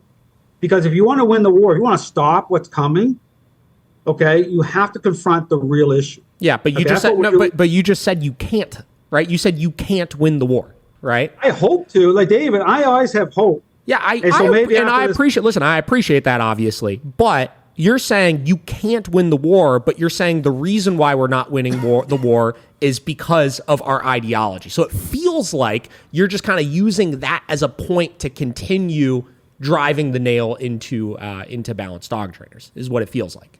No, because you go through my series, David. I'm balanced in the good way. I'm balanced. I talk about the real problem. not tribal, right? I don't identify as a balanced trainer, a force-free trainer. Sure. In fact, my series alternates between both groups, right? Sure. Like I don't, so the complaint from Balanced Dog, oh, Dale's picking on Balanced Dog trainers, or I don't even hover the goal of this series, because you mentioned this, so I want to address that, because you say, well, you're not sure if that's the right way to address anything. Well, looking at what's happening in the dog training world, there's no real good way to address it this level, right? Other than me I'm going to call it out, because here's the thing: is the whole thing's going to be, if the Titanic's going down, then I'm absolutely going to talk about it. And that's it. I mean, Balanced Dog Trainers, I'm at a point now where the message I'm putting out is going to go on deaf ears for the most part, because why do you think that's the case, though? Right? Because good messages resonate. Well, there's a trade. Oh yeah, well, David, I agree, but there has to be a trade-off. Think what I'm saying. Like for you, because I'm saying that the process is not a learning-based exercise. Here's the inherent problems when you do it that way, based again on this counterfeit pitch or at a response level, right? So, but there's no wiggle room. So what I'm saying is, no, training is actually a intervention following the path of a intentional interaction-based method. Sure. And not like the dog what daddy. What does that mean to you? What you just said, put that in explain exactly what that means to you. Well, how the it's frame an this up intervention based on would you say, a conscious interactive approach or something like that? Yeah, how do you want to frame that up? Because I know it's challenging for anyone looking at my stuff to reconcile what I'm doing. Well, it's a terminology that you're using that I think, same with you say a lot, what defines a process? People don't understand what defines a process, but what does what defines a process mean to you? It's a power play, Dave. When you bring the core ingredients in, control, intentional control and influence, right? Based again on the dog's stinking thinking, as I call it, relationship problem already happening. Just like, a power play situation when a parent is going in, engaged and getting the child's airspace differently, the selfish child, and the selfish child doesn't like it. Sure. Right? There's going to be some pushback. You're putting demands on them. They're going to push back against demands, it. And the pushback generally is a lot of the problem, right? It's like but the pushback itself is part of the changing part of it. Of course. So when I talk about dogs, when you see me interacting with dogs, I talk about dogs as understanding the intent. I'm interacting the same way pretty much all the time, different ways, but it's a type of language, as I call it. I don't even use commands, David, until 12 days into a 14-day process. That'll blow people's minds, because I understand about. It doesn't blow. Well, hey, listen, Dave, I'm not. Listen, you could really maybe figure out a lot what I'm saying here today, perhaps, and really consider it. But here's the thing. Yeah. So, perception of dogs change, then you start the commands take on different meaning, verbal, right? Because perception changes the dog towards the owner the right way. And then the interaction part of it, that diminishes. Understand that it's not like it'll look very tyrannical, though. Understand that when you see me interacting with dogs, right, it'll look tyrannical in some ways to someone looking on, right, that is kind of tied into this idea of things, saying, well, why doesn't Dale use treats? That's a common objection. Why is he motivating dogs to respond that way? Because I understand the issues, the problems with that. You want to make sure that the dog is being compliant to you, not that's right. Not a fake working just David, for some sort of reward. But the core ingredients have to be in the process, right? I keep bringing that up because that's important. It's like a demand on a child. What are the core ingredients? Influence and control. So when you say influence and control, break that down for me. Do you mean how you are applying said pressure or consequences or whatever? Control, intentional control through the leash. So this is why dogs will kick up. Yep. Right? When you have a dog on the leash, sure. that's a point of connection. Yes. Control, one of the videos you had, the dog was what? You didn't really dial in that way. The dog's out in front of the leash, right? Sure. So what I'm talking about is that element, that aspect has to be there. It's intentional control through the leash will start to, right away. That's why you get a dog right beside, off leash, David. Freedom, free will, right? The dog is already in control, moving around for treats. One would assume that, oh, well, that's great. You trust that. But really, it's the same basis. Sure. Without demand on that dog, without controlling that dog, David, yes. Nothing's revealed. Which I agree. This is why dogs can hold an incredible amount of control in the home environment. Sure. Right? Just like I talk about, selfish child can look great most of the day as they're playing their video games. But ask yourself the question, when do the moments of revelation happen to the parent, Yeah. right, to reveal the bad attitude of the child? Yes. Right? I Take the get- garbage yeah. out. Because, I'm with you. right? I mean, some of the stuff you just have to connect some dots here, but that's why intentional control through the leash, right? So it can be on leash, even without a leash, right? Your arm can be a point of connection through control, right? Leash is part of it. Sure. And so that process right away, the integrity of control itself through the crate is control, a muzzle's control, all right? So the leash is control, and then influence defined through the interactions themselves, Dave. So the influence part, this is the aspect, just like parental influence, and think of it like interpersonal, personal, right? Getting your hand on the dog. So even when I'm pushing on the dog, it's not about undue force. How I describe the dog coming into agreement with, it's like the tug of war team that collapses. You ever watch the tug of war team, David, that start to buckle? Well, those are the dynamics involved in agreeableness. And then the part of understanding the dog is actually things are changing. You'll see the head of the dog turn inwards towards me or whoever I'm working with, coming into a state of relaxation within those moments, David, as those ingredients are part of the interactions. So everything. This is why when I do a 2-week board and train, you can watch the 2-week board and train, David. I show all of it. I talk through all of it. And so people can understand what's going on, full transparency, what's happening, nothing hidden here. Everyone can put everything I say to the test. But I always default back to, David, the dog training world. All the inherent problems I talk about, if you just line it all up. But here's the challenge, right? If you're already sold out, I'm not saying you are, sold out to this idea, it's very difficult, right, to kind of break free from this ideology because it requires a trade-off. Your messaging is going to be different. You're not going to be so popular, right? Because you're shining a light on the dog owner differently, Dave. Yeah. I'm still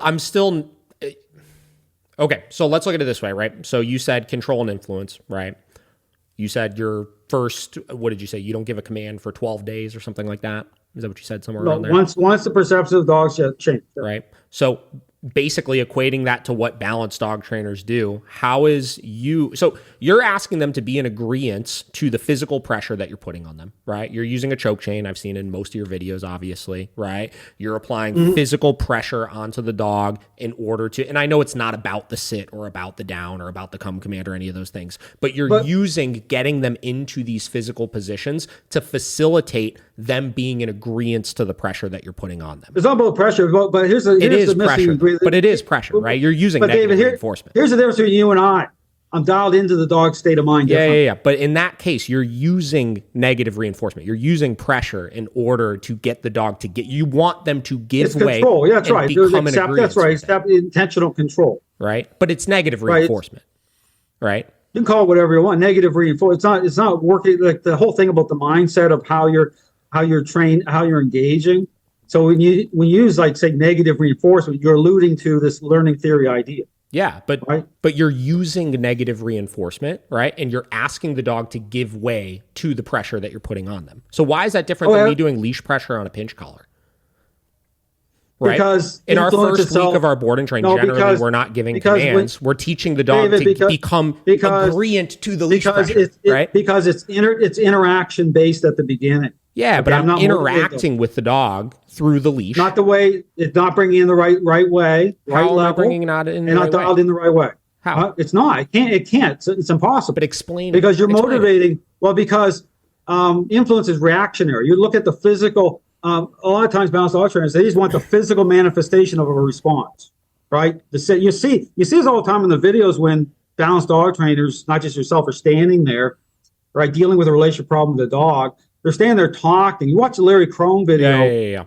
And they're not stepping right in. I know that was your critique of the first video that I made. Yeah. The leash walking video was, you said in the first minute as I was talking to the camera, the dog was at the end of the leash and pulling around and stuff, and you said you should the dog's head's pivoting right on them right away, right? You're in the middle of a relationship problem. Why wouldn't you be dialed in? Why wouldn't you make the connection between mind and body, Dave? Yep. So let me push back on that. That's absent in balanced dog training. That's totally absent. So listen, right? So one of your critiques that I've seen you make towards myself and towards others is that at the beginning of a lot of the videos, we're talking and we're not dialed into the relation, right? We're not dialed into the relationship. We're not communicating with the dog right away. et cetera, et cetera, et cetera, right? So there's a couple reasons why I think that we do that, and I think that they're all very fair reasons, right? So thing number one, right? In the case of most of those videos, it's the first time we met those dogs. Those dogs have been having a relationship problem with people for the last 1, 2, 3, 4, 5, 6, 7 years, right? And right off the rip, before I actually start working with the dog, I want to explain the process of what I'm going to do. This is when we're making content, right? If I take a dog out of a crate right away, that's in my board and train kennel, immediately I'm communicating with them, right? I'm not waiting and having a conversation before it. I'm communicating with them right away. But for the sake of making content, I'm going to explain to the people that I want to watch the video exactly what I'm going to do and exactly why it's going to alter the relationship that I ultimately have with the dog, right? And the reason why I don't see that as problematic is if the dog has been rehearsing having toxic relationships with people for the last 1 to 7 years, what's another minute and 30 seconds of them rehearsing it before I start communicating? I'll tell you why that's significant, because that's why I stopped. You talk about why I only did a minute and 30, why that was a problem to me, is because it's just like a parent-child relationship. It's the moment of contact. So once you're dialed into what, in terms of depth of relationship, the relationship itself, the dog's state of mind, control manifesting, right? Immediately, when you walk in, right, the whole theme of everything is to shine the spotlight onto, interrupt those states of mind right away. Okay, here's an example. It'd be like me, in terms of parenting example, walking in to a selfish child situation and telling the parent, yeah, show me. Let's have John. I know Johnny is a brat and he's has a major problem with video games. Let's let him get on the video games for 5 minutes. I want to see him explode, and then we'll deal with it. Just like you have to think about that. Yeah, but you're looking at it from the wrong lens. You're looking at it from the standpoint of we want to see the dog's problematic behavior as opposed to I want to see how the owner is currently handling those situations. Because you're focused at a physical level, not I'm the focused mind on the owner. I'm not even focused on the dog. No, love it, David. You watch the videos. Why? It's physical, the sit. That's why the dog is in a sit position. Dog controls manifesting. You're telling the owner to put the dog into a down. The dog's not having it. There's all sorts of examples of that, with not just yourself. Yes, because I wanted to see how the owner was going to do it. Right? Yeah. So you asked me a question, Dale. Why would it's like, oh, show me? No, it's about change. Now, if your dog, it's like being fully embracing. Don't you need to know what they're doing incorrect in order to show them how to? No, it's about dialing them in. Say, this is what your role is. This is the role. These are the core ingredients coming online right now. Yeah. You understand? There's no way because that's fulfillment to the dog. You understand that? You want but they've been getting fulfilled for the last 7 years. So what doesn't matter? What's another minute? Don't make excuses for it, David. What's another? No, seriously. But in order to really connect with an owner and get them to understand what, like you said, not the blame on the dog, but the blame on them and what they're doing incorrect, I need to be able to clearly articulate to them all of the things that they are doing incorrect. And in a lot of cases, why, like David, that's why I sit down with dog owners before I even do hands-on. The dog's in the crate. Yeah. But you haven't seen them rehearse the behavior. That's why I sit down with the dog owner first, just me and them, David, without engaging the dog first. Because when I engage that dog, immediately, I want them thinking the right way. I want those core ingredients online. Change is happening. If you watch the Larry Crone video, and just watch that video where he's at a seminar. I know which one you're talking about. He's over there talking to the audience. But I'm just saying these are your fellow balanced dog trainers here I'm talking. So he's over there talking to the lady, right? And we talk about finding the working level of and this plays into this issue about finding the working level of a remote collar. The dog is lunging forward, controls manifesting. It's going on for minutes, and then suddenly you start pushing that button. Well, guess what? You got to juice that collar up to like a lot because it's not proactive. It's not intercepting at the level where control's already manifesting. You're dealing with a relationship problem. That's an aggressive dog, right?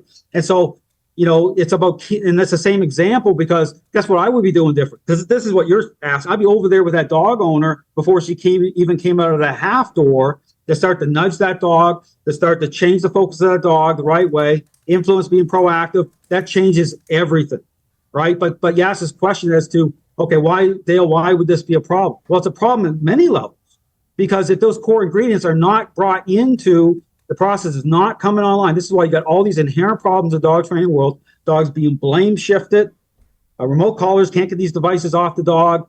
All these excuses these trainers are making. Meanwhile, they sell this because guess what?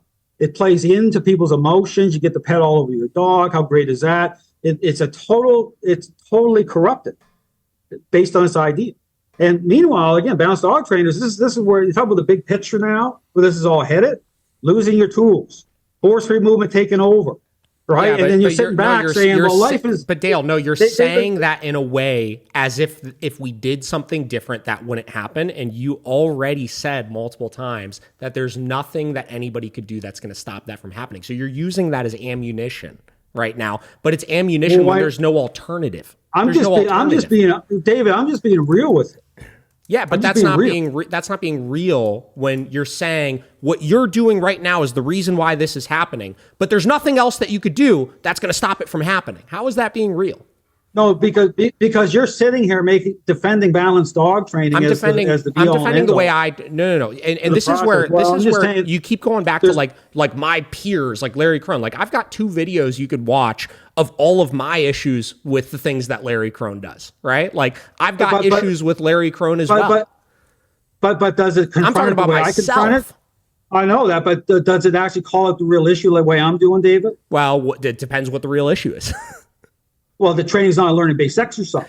No, yes, it follows a path of the intervention. That those core ingredients have to be there the way that they're there. So it changes everything. So it calls it out. Okay, so because you're probably like, Dale, I use clicker train. Like these are all these trainers saying, oh, we're like everything to everybody, right? Playing all sides of the fence here, and then you're wondering why you're losing the war on your tools. That's all I'm saying. Okay, so. You keep using you wonder why you're losing the tools, right? Is implying that there is a way to not lose the tools. There is a way. That's right. What's the way? What's the way to not lose the tools? It's getting the process right. It's understanding what defines a process. It's reconciling. Say it's not a learning-based exercise. And that will magically make the tools not be lost. You can slam down guys like Zach George right away because it's going to provide clarity, not just to the owner and the dog, but clarity to the public, right? As to, okay, this is a process. It's not learning-based exercise. How do you use the tool in a non-learning-based exercise? How do you use the tool in a way that's a non-learning based, like approaching training as a non-learning based exercise? So, for example, I watched one of your videos where you had a pit bull that was in for a board and train, and the dog had just got there, and the dog was in the kennel, and you had an e-collar on the dog. And again, I don't have an issue with any of this, right?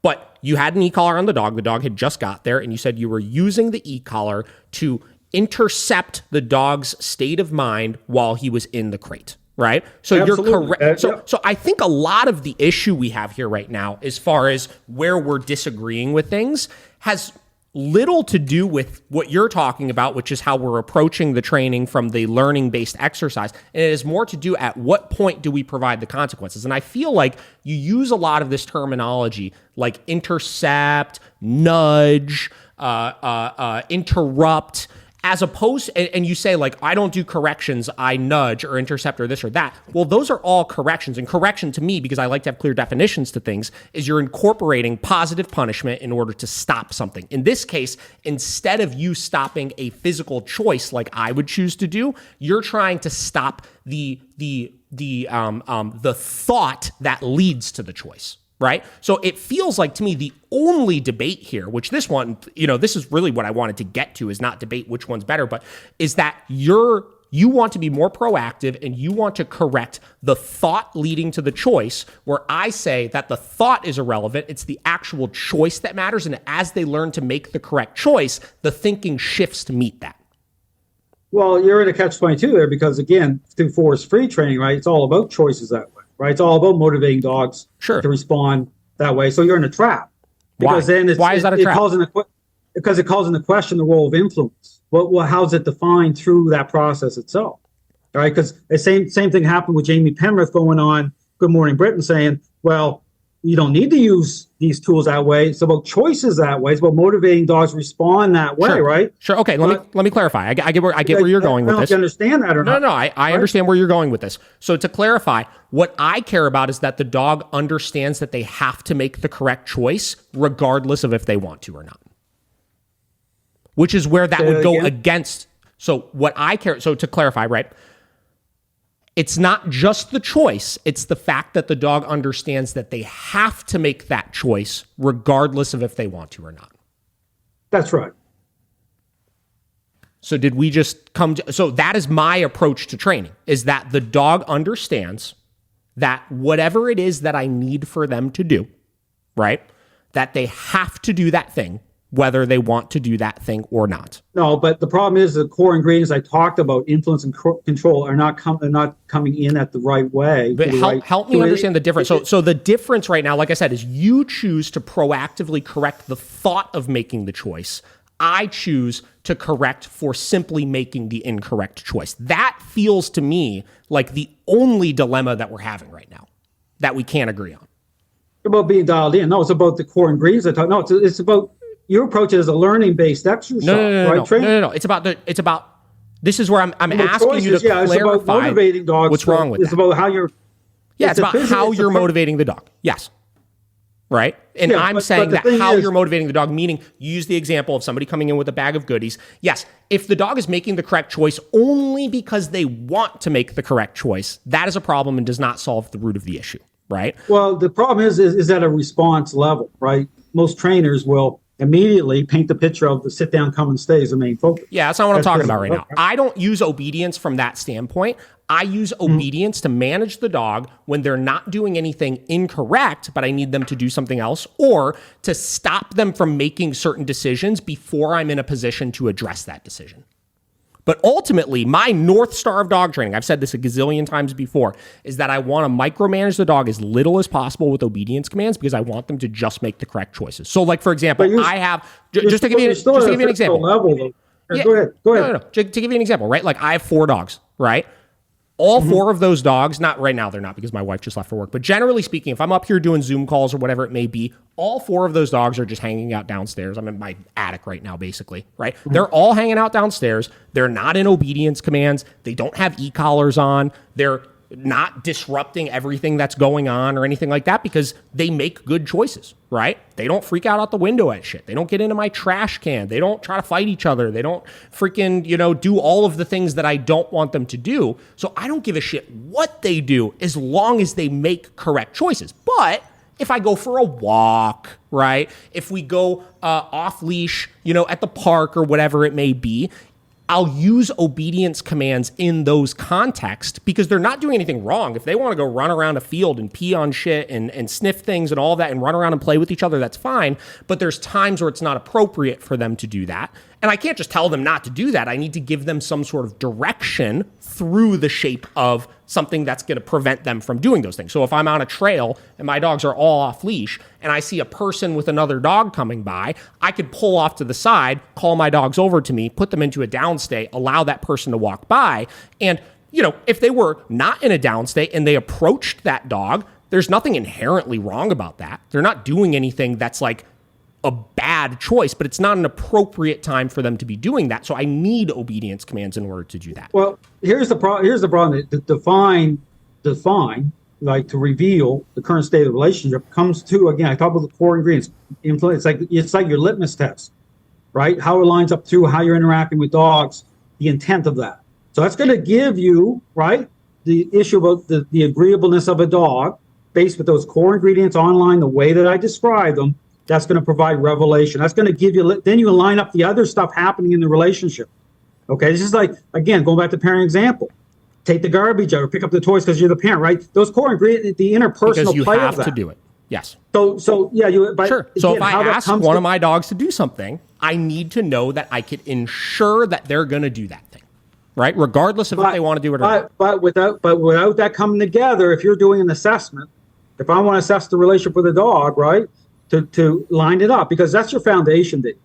That's like that's your foundation walking into a situation. That's change. That's how change is generated as well. That's your foundation. If you scatter it out that way, saying, well, choices, Dale, and this dog moving here and there. Well, but again, the dog has freedom, right? The dog's making free will. The dog's making choices, right? And so you're going to be assuming half wrong. right? So what am I how do assuming you actually wrong about anything that I just described a minute ago, though? Which is Well, 'cause the I dog make is- sure that I help them navigate learning to make the correct choices by making sure they understand there's certain choices that are absolutely off limits. And then I have commands in order to manage them in situations where they might not be making bad choices, but I need them to do other things. So, like I said, the core, the How's that design wrong? process. How's that wrong? Well, again, you're basing appearances, right? Dogs responding. This is the same thing with throwing a ball out for one dog that's in a high level of control, relationship problem. Throwing a ball out for one dog chases it, and the same person with a dog that perception change the right way, throwing a ball out. You'll have the same issue of chasing the ball. One may not bring it back quite right to you, right? It's like, trophying that ball. The other one might bring it right back. But the whole issue here, yeah, but do you think that a dog just naturally bringing a ball back, or a dog wanting to parade around with a ball, if you haven't actively asked them to bring it back to you, is inherently a bad thing? No, it's about connecting dots, David, as to actually what defines but that specific example you used. You used the example of two people throwing a ball, one that has good influence and control over the dog, one that doesn't, and the one that doesn't, the dog parades around with it, the other brings it right back. But what I'm saying is the dog bringing a ball right back really a sign of, if you haven't asked them to bring it back, is that really a sign of you having really, really good control over that? That's a learning, getting back to things being learning based. You have to teach that. You have to have the core ingredients on, like the dog coming back, right? Once the dog comes back, as soon as you get a hold of that dog, bring the dog under demand, bring that dog to your side, then you'll see it. Yeah, you'll see that on display right at that moment. But you're bringing them back to your side. You're asking them to be in agreement of something you're asking. The difference is you maybe are not giving a verbal command in that moment, but like cues are not just verbal things, right? Your cue in a lot of cases is your body language and how you shift the dog back into you, or you using your choke chain to pull the dog back into you, or you using physical pressure with your hand, right? Like those are all examples of cues, which gets to like, you're still teaching shit, Dale. Like you're still teaching the dog. Not about teaching it. No, it's about it's about the core ingredients. Yeah. But you're coming teaching in the right way them in a process. Specific way. Right, and you're making sure the dog is in agreement. You just have to look at outcomes here. Yeah. The amount of dogs being blame shifting because it all operates off of like this whole issue about the free will of a dog. Sure. Right. The initial jumping in point to a relationship problem. Right. In terms of those core ingredients I talk about, influence and control, coming in the right level. So we have to look at outcome. Through, meaning we got to make sure that what we're doing works, right? Is that what you're implying by outcome? I say never being able to get remote collars off dogs being blamed because the relationship hasn't actually gotten any better.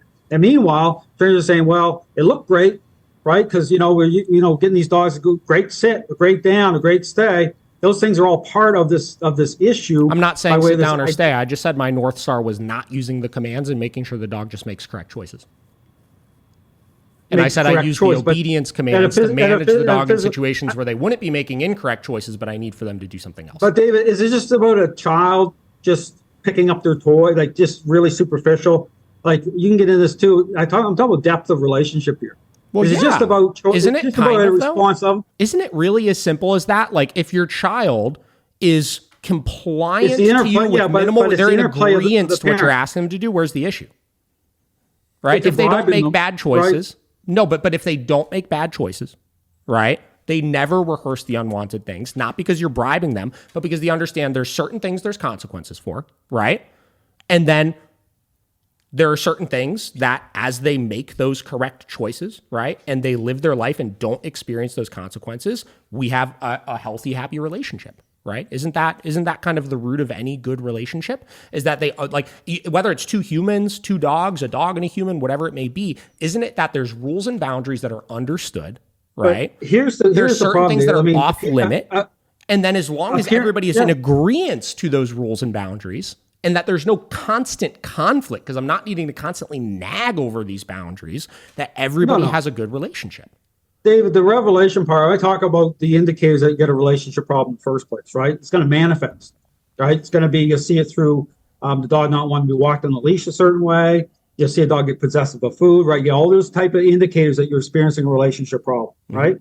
Yeah. So I want them to come into agreement that there's a certain way you need to walk on a leash, right? And I don't want to have to keep nagging you over it, but there is a certain expectation and boundary here that you have to follow. But you keep defaulting this as nagging, right? You brought this up before about how you see the role of influence. Here's why I use nagging. Here's why I use nagging. Right? I'm not even referring to like what you're doing or anything like that, but I see in a lot of cases people that go for walks, right, with their dogs. And this is, the trainers that have been or owners that have been to like, say, like a bad balance trainer, or like a trainer that didn't do a good enough job of educating the owner on things, right?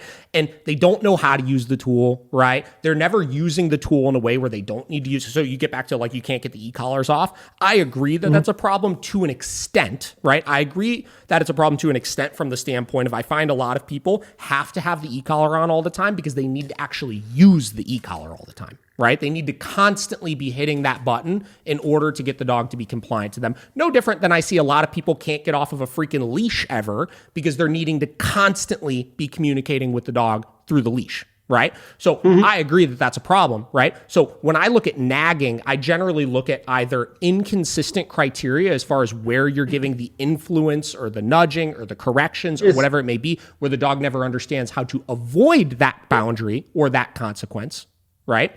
That's it. Or they're using it at not proper intensities. I'm sure you obviously know, let's just use your example of like your push-pull when you're getting a dog into a physical sit position or whatever it may be.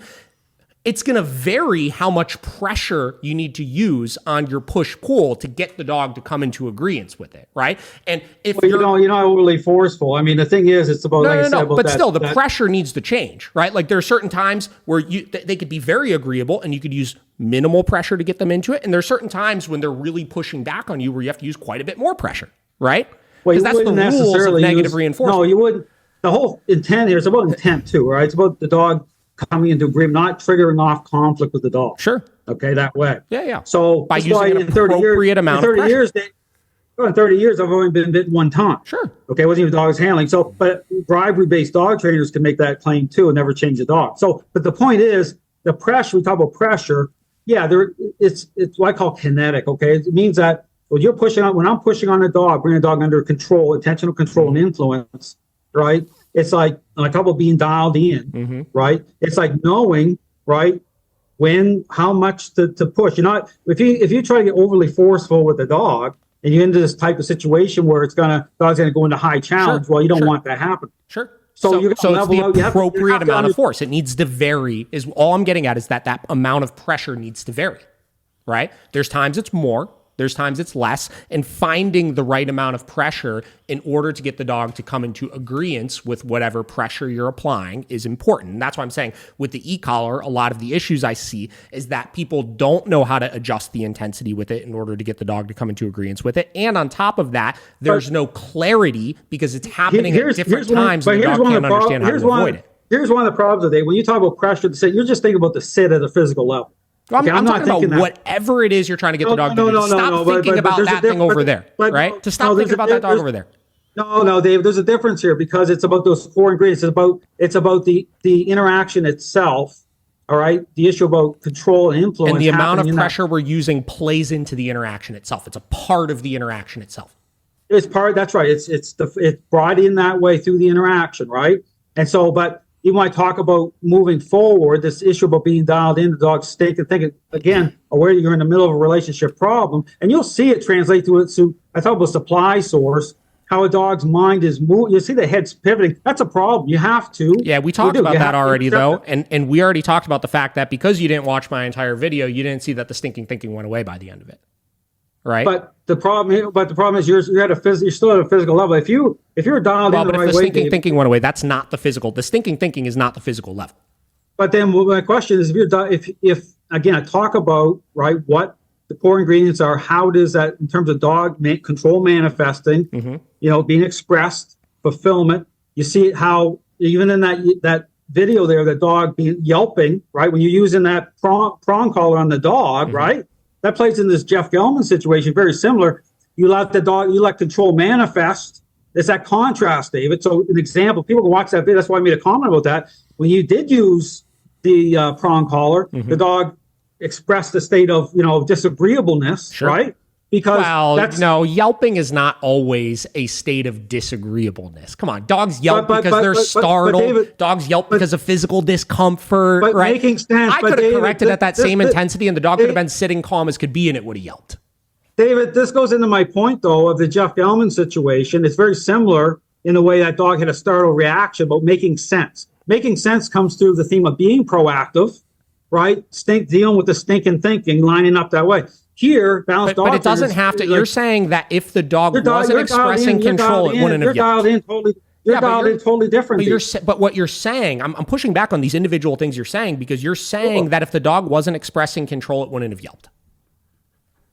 Right? If I didn't wait for the dog to express control before I corrected it, what I'm saying is, if you're dialed in, if the influence was proactive, the dog was on the leash in an intentional way, you're nudging, you're dialed in, that dog wouldn't have been yelping. Because the intensity of the correction would have been lower, and it would not have been so physically uncomfortable or startling that they wouldn't have yelped. But here's the point. By interrupting the dog's state of mind, correcting them. Can we say that's the same thing as a correction? Your interception and your nudging, it's a correction. No, a correction alludes to the balanced dog trainer as being reactionary. They typically will wait. You could correct proactively. Why can't you correct proactively? Why can't you apply positive punishment proactively as opposed to reactionarily? Well, David, you weren't doing it on that video. No, I agree that I don't do that. Right. But what I'm saying is it's still what you're doing is still a correction. That's why I'm saying the disagreement we have here right now is you correcting either proactively for the thought or me correcting, right. We can call it reactionarily to the actual behavior the dog is exhibiting. Right. To my debate back to that still stands that the thought is not the issue, because there are 9,000 things that we as humans, or I'm sure even I remember when I was a little asshole as a kid, right? There was plenty of things I thought I wanted to do, but I knew I couldn't do. David, it's context. You're dealing with a relationship problem. That's why the dog's there in the first place. Because they're making bad choices. It's mind and body, Dave. Yes, they're making bad choices. And because they've gotten away with making the bad choices for so long, because the owner has been permissive and the owner has done things to reinforce those bad habits, that's where the relationship problem stops. So if we stop the things the owner is doing, that's creating the problems. We create clear boundaries for the bad choices. We wind up with a happy, healthy dog and relationship. So where's the problem with that? Where's the problem with that? Again, who's assessing whether the dogs look at all the problems inherent in the dogs? Again, go back. Let's talk about me. Let's talk about me right now, right? Well, where is the problem with how I'm addressing that? You watched 1 minute and 36 seconds of the video. David, that's why I did the videos in the first place. You watched 1 minute and 36 seconds of the video, though.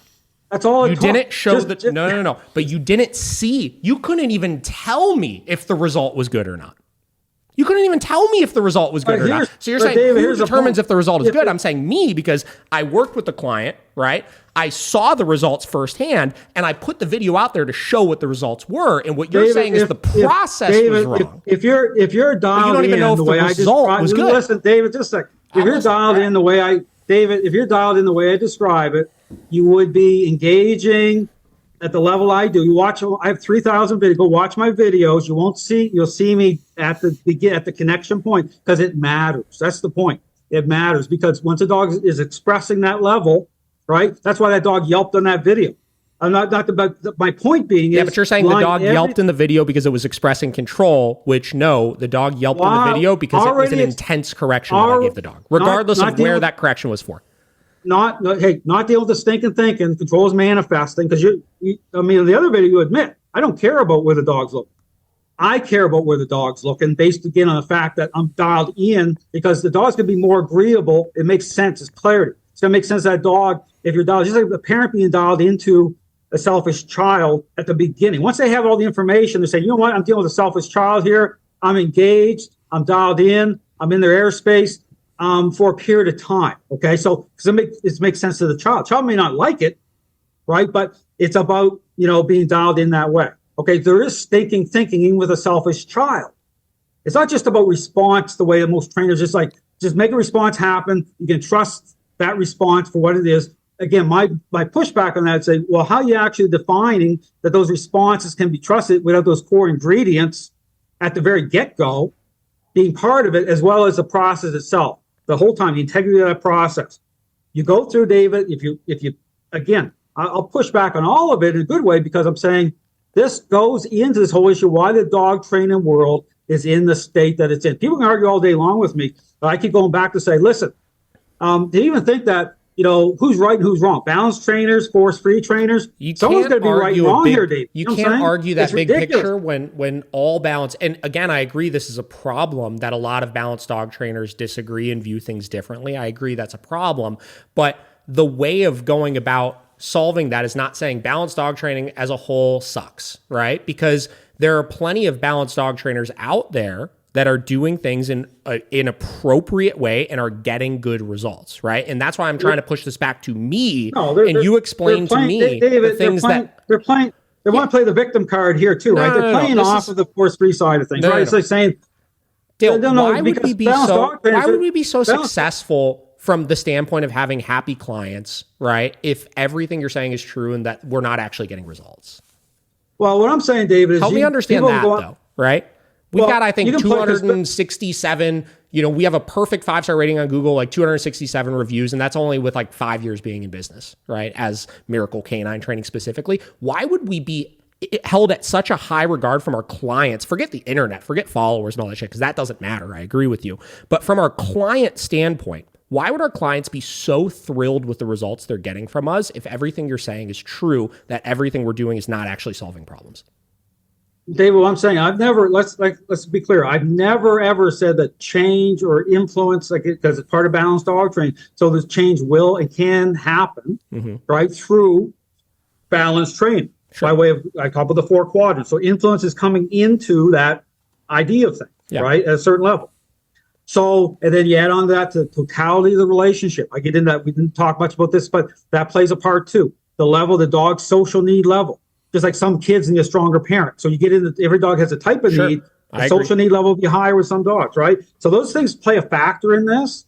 But here's the thing. I talk about the inherent problem of this idea. You look at the collateral damage of this idea through the blame shifting, breed-specific bans, trainers caught up in all these controversies, such as Gelman. I didn't even name one. There's like a dozen. You see all of the dog training worlds in the state that it's in. Balanced dog trainers are almost like so much of that has to do with the bans that are coming this way, obviously, which we, again, just talked about multiple times, that nothing we could do is going to stop it. But some trainers think that if they try to nice things over or portray things in a different way through media and stuff like that, that they're going to win the fight, which I agree with you that that's not the case. That's not the way of approaching this. Being honest about how we're using the tools and being honest about the purpose of the tools. You stop it by bringing clarity into a process. Get the process right. Okay, that's how you stop it. You're not going to stop it as a balanced dog trainer. So people can go on, because what's coming next, okay, you see it, legislation. You see it happen in the UK. You're going to see it happen in Canada. If you want to be a dog trainer, you got to sign over fully to the force-free side. That's coming, Dave. Yeah, okay? Sure. So, and it's a mess, and it's awful, but there's nothing we could do to stop that if it's actually coming. I said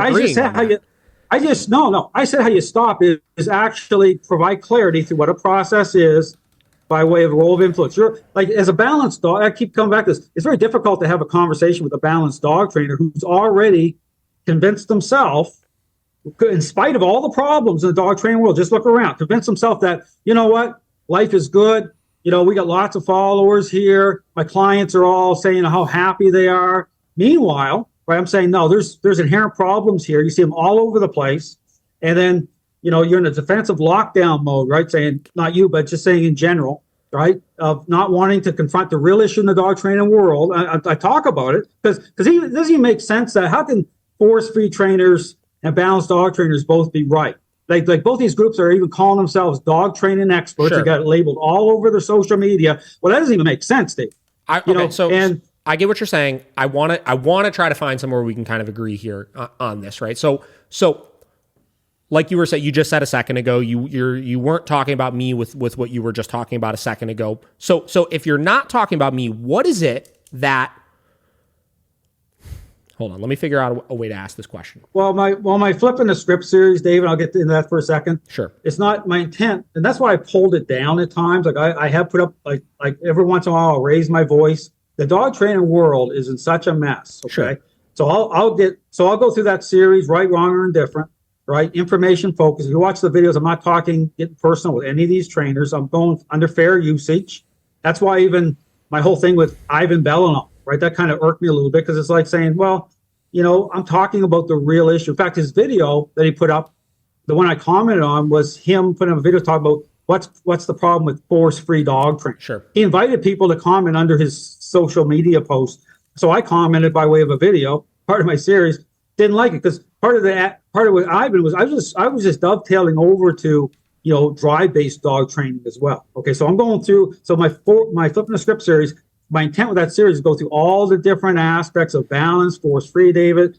But there's an end point there too, just like anything. And sometimes I pulled it down because I don't want to deal with this. Let's let the dog training world come apart at the seams. Things have to get really bad here, obviously, till people start paying attention because it's so bad. Both these groups, balance and force-free, are tied into this very problematic idea that they're just, but it's like a slow boil, Dave. You see things escalating. People will say, well, why is it getting so bad right now?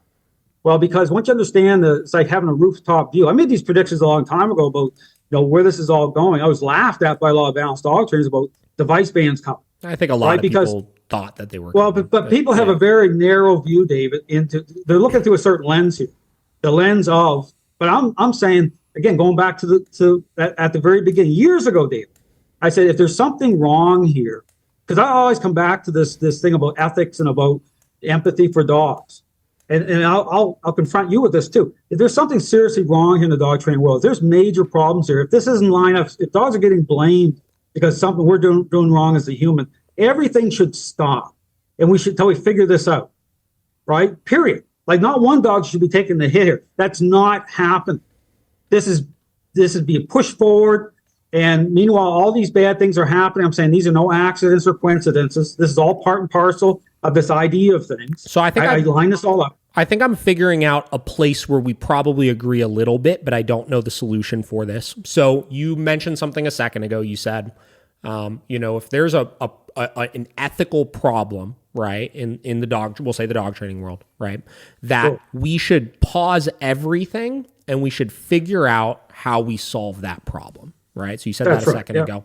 And I would say something I've been very vocal about on the podcast, Josh and I have talked about it all the time, is the fact that there is a huge ethical problem. And it might not be the ethical problem you're thinking, but the ethical problem that there are a lot of dog trainers out there that are taking a lot of money from people to try to give them or pitch them this solution that isn't actually working. And I think that we agree on that, right? And from my standpoint, I see it from the standpoint of owners going from trainer to trainer to trainer. I see it from the standpoint of a lot of and I see this in the balanced dog training world, a lot of balanced dog training selling these board and train programs and then working with the client for 30 minutes when they come pick up the dog and then never seeing them ever again, almost implying that training the dog is the problem. The dog needs to have training and then all of your problems at home, right? No, I think, listen, look, there's a lot we can agree on, but I have to understand at a certain point, what am I always going to default back to, Dave? I'm going to default back to what I know to, and again, I nothing's hidden. I put it all out there. So, yeah, the dog training world's in but are those the balanced training problems you're referring to? Are those a lot of the balanced dog training problems you're referring to? Is that there's not enough emphasis on the owner? There's people taking a lot of money from people, right, and not providing any sort of results. It's a process. It's what defines a training process once a relationship problem is underway, Dave. That's what I'm going to go back to, because there's the inherent problems in the dog training world, whether you talk about board and training or whether you talk about people taking money for this and that. It's happening on all sides.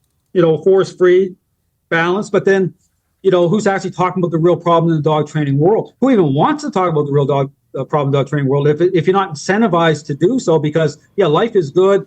We can sell this product, making lots of money. Blame shifting has become normalized. It really has. Yeah, I know. Because when you have both these groups doing it, David, at the level that's happening, force-free more so than balance, right? Blame shifting is happening. Then it's like, it seems so dysfunctional, but it seems normal. Meanwhile, then I get into the big picture stuff, right? So it's like, then what's going to happen here is balanced dog trainers are going to get kicked off the fence at some point by way of legislation. It's coming. And then many of them have even admitted this on social media, saying, well, if that happens, they take our tools away, or we'll just go back to our second jobs. Because they really had no skin in the game at the beginning by way of asking those questions as to what is really going on in the dog training world, David. So why are all these bad things happening? Let me try all the divisiveness. I get what you're saying. Let me try to continue finding some clarity and common ground here, right? So you say dog training is not a learning-based exercise, and I believe the reason why you say dog training is not a learning-based exercise is specifically because if you look at it only from the lens of a learning-based exercise, it implies that it doesn't matter why the dog is doing the correct thing. All that matters is that you see them doing the correct thing, right? Let me finish that thought here for a second. Sure, yeah, go ahead, yeah. So what I would say is I could agree with that frame of reference. The reason why I don't like that phrase as a whole, though, is because dogs need to learn things, obviously. I think we could agree on the dogs need to either learn what to do or what not to do, right? Regardless of what way you're going to do it, they do have to learn things, right? There is a big component of learning at play, right? And I feel as though if we're working with a dog, let's say we're using treats, right? I think a lot of the reason why dog trainers will focus on teaching things and using motivation initially is because in your examples of working with a child, I could sit down and because the child understands the English language, right? I could articulate to them the expectations of them, the consequences for those expectations, et cetera, et cetera, et cetera, right? With a dog, that's impossible to do, obviously. Dogs don't understand the English language, right? We can't communicate with them from that kind of deep facet, right? So if I'm going to ask a dog to do something, I need to have a way to be able to articulate to them what it is that I ultimately want them to do or don't want them to do. No different than you would do with a child as you're setting the expectations with them. But then the important key component is that the dog or the child understands that they have to do that thing. It is a demand that's put on them. It is non-negotiable. It is non-optional. Well, no, it's not about choices that way. That's the thing I get into. You're motivating dogs to respond at the very beginning of a relationship problem without the core ingredients I talk about, David, because the thing is I keep going back to the selfish child example. But where is it wrong? But where is that wrong? I want you to articulate to me why what I'm saying is wrong. Because at a superficial level, it's not just about when the child's already selfish, getting them to pick up their toys could be a good response, right? I mean, that could be but then one of understanding things. that they have to pick up the toys when we ask them to is the important thing. No. But the parental role itself, how that's defined to the relationship. Okay, the role with how that parent is engaging and interacting with that child in terms of parental influence. Okay, in their airspace, interpersonal. Okay, I talk about dogs as social animals. And depth being of in their relationship. airspace, so you're in a position to ensure they can do, or that they have to do. The dog training world has been totally focused, totally set up just at a superficial response level without those core ingredients coming in the right way to actually both, about reveal, Dale, right, to establish the foundation. Well, look at it, David. Explaining why it's wrong. You're not explaining why it's wrong. It's wrong because understand why that's wrong. It's wrong because of outcomes. Okay, outcomes means the outcome is when the relationship they understand they have to that dogs are moving around the training environment for motivating agents for what they want, even without a motivating agent. This is the depth of the problem. Not for what they want, right? They're doing it regardless of if they want to or not. It's not about the sit down, come and stay that way. No. It's about any behavior that we're trying to create or stop. David, it's so superficial. A 6-year-old child can get a dog to respond with treats. But we're not talking about treats. We're talking about the dog understanding they have to do it. Where am I missing something? But the have to do part, yes. See, that's the problem. The demand part. You've said many times these things have to be demands.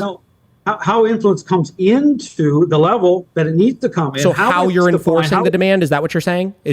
Are you saying how we enforce the demand? It's got to be personal. It's got to come in. It's got to be defined. It's got to come in a way that's going to generate a power play. It's going to generate conflict. You see the dog daddy. You see what happens to the dog daddy. That type of power play, right? I talk about the dog daddy, the problems with that type of It has to be Gail, intentional interaction. I'm talking about the method I just said, and you telling me why it's wrong. And I'm trying to figure out where what you're saying is wrong. So are you saying then it's not about the demand, it's about how the demand is being enforced? Where is it wrong? Where is the incorrectness of my statement? It's about the process, about how it lines up, okay, how it's defined through how the demand so itself. where in that process is it wrong? You're talking about a remote collar or using a correction within, okay, this idea that trains are learning with motivating dogs to respond. So this is where the 4 quadrants come in, right? With trying to firm up. 4 quadrants exist everywhere. What you're doing is utilizing 4 quadrants. I'm not thinking about 4. No, I'm not. I might not be thinking about it, but you're using the 4 quadrants of learning. No, I'm engaged. It's interaction based, David. It's not. It's not the like way learning. we interact with each other, it could all be boiled down into the 4 quadrants. No. Why? No, the 4 quadrants. No, it's not the 4 quadrants. Okay, when you talk about 4, because the 4 quadrants works off of this level of motivation. Okay, dogs can be motivated to do something, or they can be motivated to try to avoid consequence or to be able to escape pressure. But then you're launching into this is the thing about a motivator. The motivation. It's all motivation, whether positive or negative. The motivation is the relationship. You don't want to motivate dogs that way at the beginning because what are you dovetailing into? If it were just the relationship, why would you use choke chains? You use tools. You use e-collars. You use choke chains. If the relationship is the only motivation, why do you need those tools? No, influence is still coming through. So it's still attached through, again, defined in and through the interactions themselves, the extension of the person. So even tools take on different meaning. We talk about a remote collar, how I use a remote collar. I use it as a secondary tool. I would never use it that way as a pivot point anyway with walking down the street with a dog. Well, you use it to correct a dog in a crate. If you could use it to correct a dog's behavior in a crate, why can't you use it elsewhere? When you're pushing that button, all right, when I talk about nudging the dog, when I talk about the level of dog's thinking, how I'm, being proactive with nudging the dog at correcting a certain point, the dog's expressing control. You can't, if you're trying to do that with a remote collar, you got a problem. Because there's no direction to it. Well, you're connected, intentional control through the leash, David. Yeah, it's like, a leash has direction. I've watched you like in some of your videos, how you're giving your corrections or your nudges, right? And you're doing them in a way and in a direction that's getting the dog, like, I watched one of your socialization ones yesterday, I think with a dog named Ace, and you had your dog out and you're trying to get Ace not to look at your dog, right? And he's looking over this way and you're correcting this way, which gets him to shift his attention that way to follow that correction. Yes, with an e-collar doesn't have the directional power to be able to do that same thing. That's why a choke chain or a pinch collar or a leash and flat collar. But David, but when I talk about a remote collar not being an ideal tool for that, it's because to make the adjustment with the variance of influence, right? If I'm nudging the dog, right, at being proactive, the levels at which I'm doing that, it's when I'm doing that ahead of the curve of the dog's mind, just as instinctively, just as the dog is starting to look towards as control starting to manifest, because again, the dog's there because the dog is reactive to other dogs, right? So I'm not waiting, so I'm nudging ahead of the dogs. The dog's gonna be more agreeable to it. That makes sense to the dog. If I'm trying to work it's very a leash and collar, any type of collar you want, is going to make more sense to a dog initially because of the fact that it has a clear direction to it, right? If you want the dog to shift its attention this way, they're going to feel and understand that pressure moving them in a particular way. Well, it's not, if you watch it, but it's about what influence. It's not about, because even when I'm doing the push and pull, if you pay attention to the push and pull method, the dog's head isn't turning in because I'm pulling the leash in a certain direction. Okay, the push and pull, you'll see the dog's head, David, influence is affecting the dog's mind. You'll see the dog's head go inwards. Yes. Right? No, I get what you're saying. I get what you're saying. So the dog is shifting its attention to you because you're becoming relevant, right? You're becoming relevant to that dog. The dog's like, wow, this dude's making me do shit. I better start paying attention to this guy. And as you apply pressure, as you apply influence, that happens. The influence is intercepting. It's affecting the dog's focus. You're becoming relevant. That's right. It's drawing the dog's You're becoming relevant to the dog in that moment, right?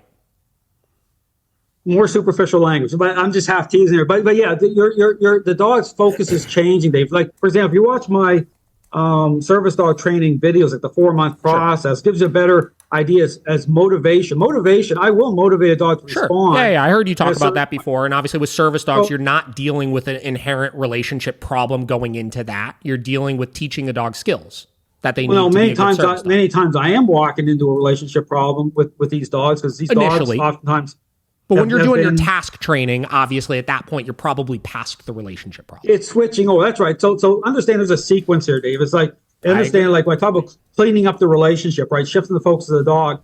Then once the focus is generated the right way, David, and then getting into motivating the response. You're probably looking at the clock here. We're probably over here a little bit. You're fine. I got a couple more minutes, so okay. You can keep going. All I'm saying is the service dog process really kind of highlights and shows how everything fits into place.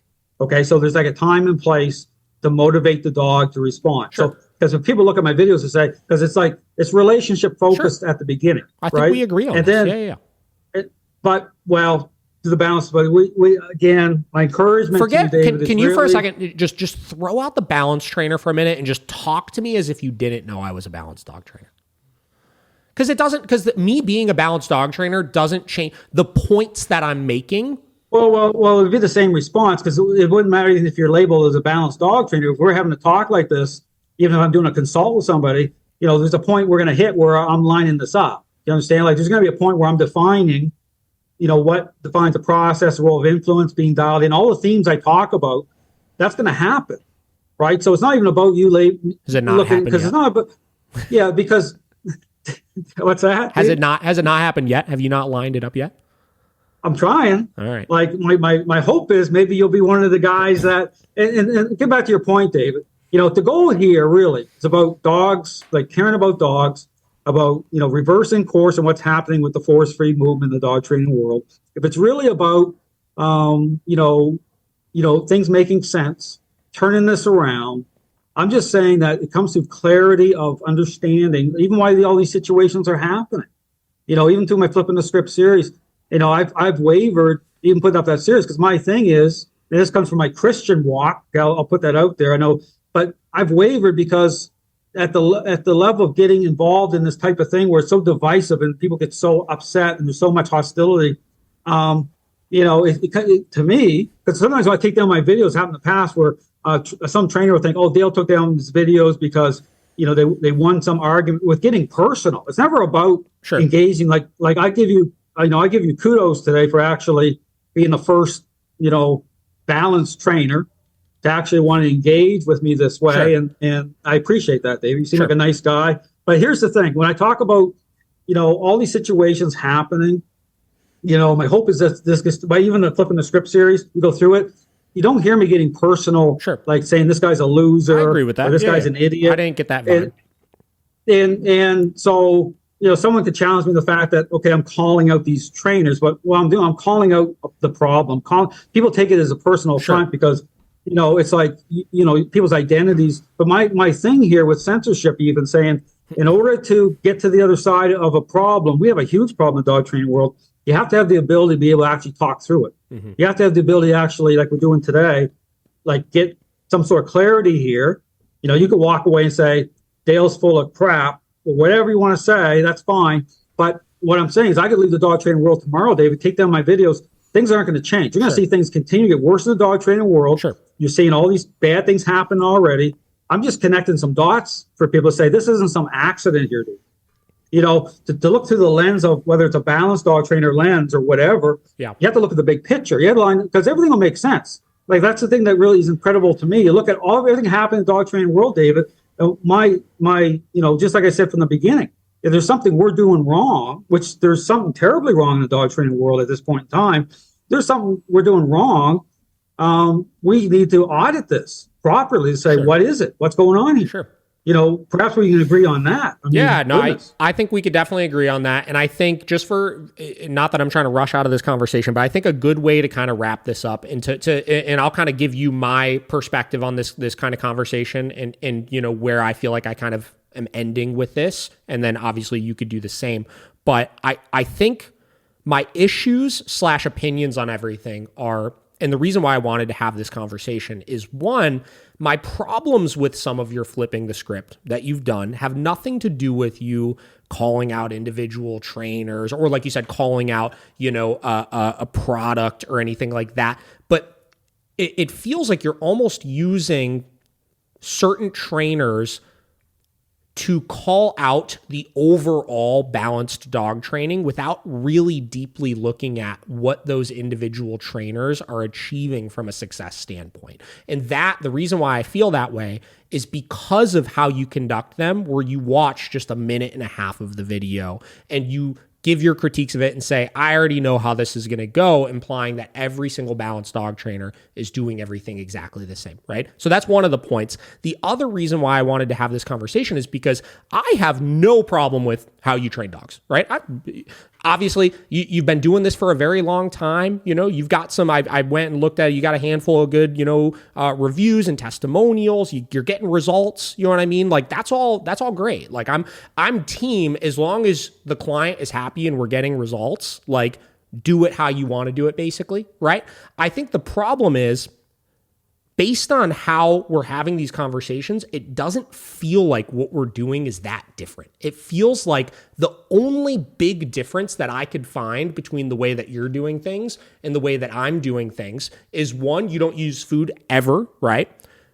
And my choice behind using the food, like I said, is just to create the clear picture before I'm going to start putting the demands on the dog. And then thing number two is that you choose to be more proactive with your corrections to try to stop the thinking process leading to the problematic behavior, where I care more about just teaching the dog to make the correct choices. And I feel like if you were to have a freaking spyglass on our training facility and watch us for freaking 3 months, you would see that we're achieving the same end goal, right? In my eyes, in my mind. And we could disagree on that all day, whatever, right? But I feel as though we're achieving the same end goal. In your mind, you just don't like the process leading to that, which is a whole separate conversation that obviously we don't have time to get into and all of that. But those are my biggest problems, is that you're looking at all balanced dog trainers as the same, when in actuality, many of us view things extremely differently and interact with our clients in a completely different way and communicate our methods in a completely different way. And I feel like our end results are probably very similar. And I feel like what we're doing is not that far apart. So that's my wrap up spiel on what I'm taking away from this conversation. So you could go ahead and for opening here, yeah, David. Well, first, I appreciate you having me on. You've been very generous in your time, and nothing nasty between. I feel like the conversation's gone well. Sure. So to get back to the thing is, and again, we can kind of agree to disagree on the problem, because that's what it comes down to. It comes down to defining what is a process. There is truth. There is a real standard. I keep pushing that because, again, keep defaulting back to the dog training world. Okay, look at the big picture. Everything, there's no accidents or coincidence. I keep saying that. So my encouragement to anyone that is trying to understand, what I'm saying, it's not just about picking on balanced dog trainers or about, because if you look through my Flipping the Script series, right, wrong, or indifferent, and this is why, again, I have wavered about, raising my voice, how to do it. The dog training world, because my thought is this is going down anyway, and the only way it's going to reverse is for people to start to gain some clarity here as to why it is that all these bad things are happening. Because I certainly can't do it on my own. I can speak out about it, but I continue to do what I've always done: help individual dogs and owners ask those questions from the beginning, David, and just move forward from there. Raise my voice to it and understand the complications and the challenges here with trainers that are looking at what I'm saying. But my hope is, and this is why I've always said, as things get worse and worse and worse, which they will, my hope is it will shake people loose enough to say, what is really happening here? But not to the point where, it's like, okay, we got to sign off on the force-free movement fully. That's a terrible thing. I agree that the force-free, Zach George and people like that out there, but why are they even getting away with what they're saying? Why is it that he even has millions of followers in the first place? This comes through the problem here. If you look at everything I show, all the contradictions, all the problems, Dave, that's all I'm saying. So all to say that, I'm always going to go back to, again, because there is truth. So in regards to the conversation with whomever, I'm always going to get to that point of saying, this is what it is. Agree or disagree, I'm just going to say, this is it. This is a clarity. I'll put everything out transparently, nothing hidden. People put everything I say to the test. Look at the dog training world before, but look at the dog training world. Look at all the problems before you even ask a question. That's what people should be doing. To say, what the heck's going on here? So all to say, David, I do appreciate you having me on. You've been very gracious, and you've been very nice, and you seem like a nice guy. I do. And I think it was a good chat. I'm definitely glad we did it. And to end on a positive, lighthearted note, I know you're in Orlando. My wife and I go to Disney World probably 4 times a year. So maybe one of these days we'll actually link up and train some dogs. David, I'll tell you, if you're ever down here, I'll take you out for a drink. We'll sit down. We'll have a discussion. And I'm not being sincere. Absolutely. Okay. So I appreciate it, David, for having me on. Really do. All right, Dale. I appreciate it. We'll talk soon. This will be live Monday. You feel free to use anything from it that you want to, obviously. All right. Thanks very much, David. All right. We'll talk soon.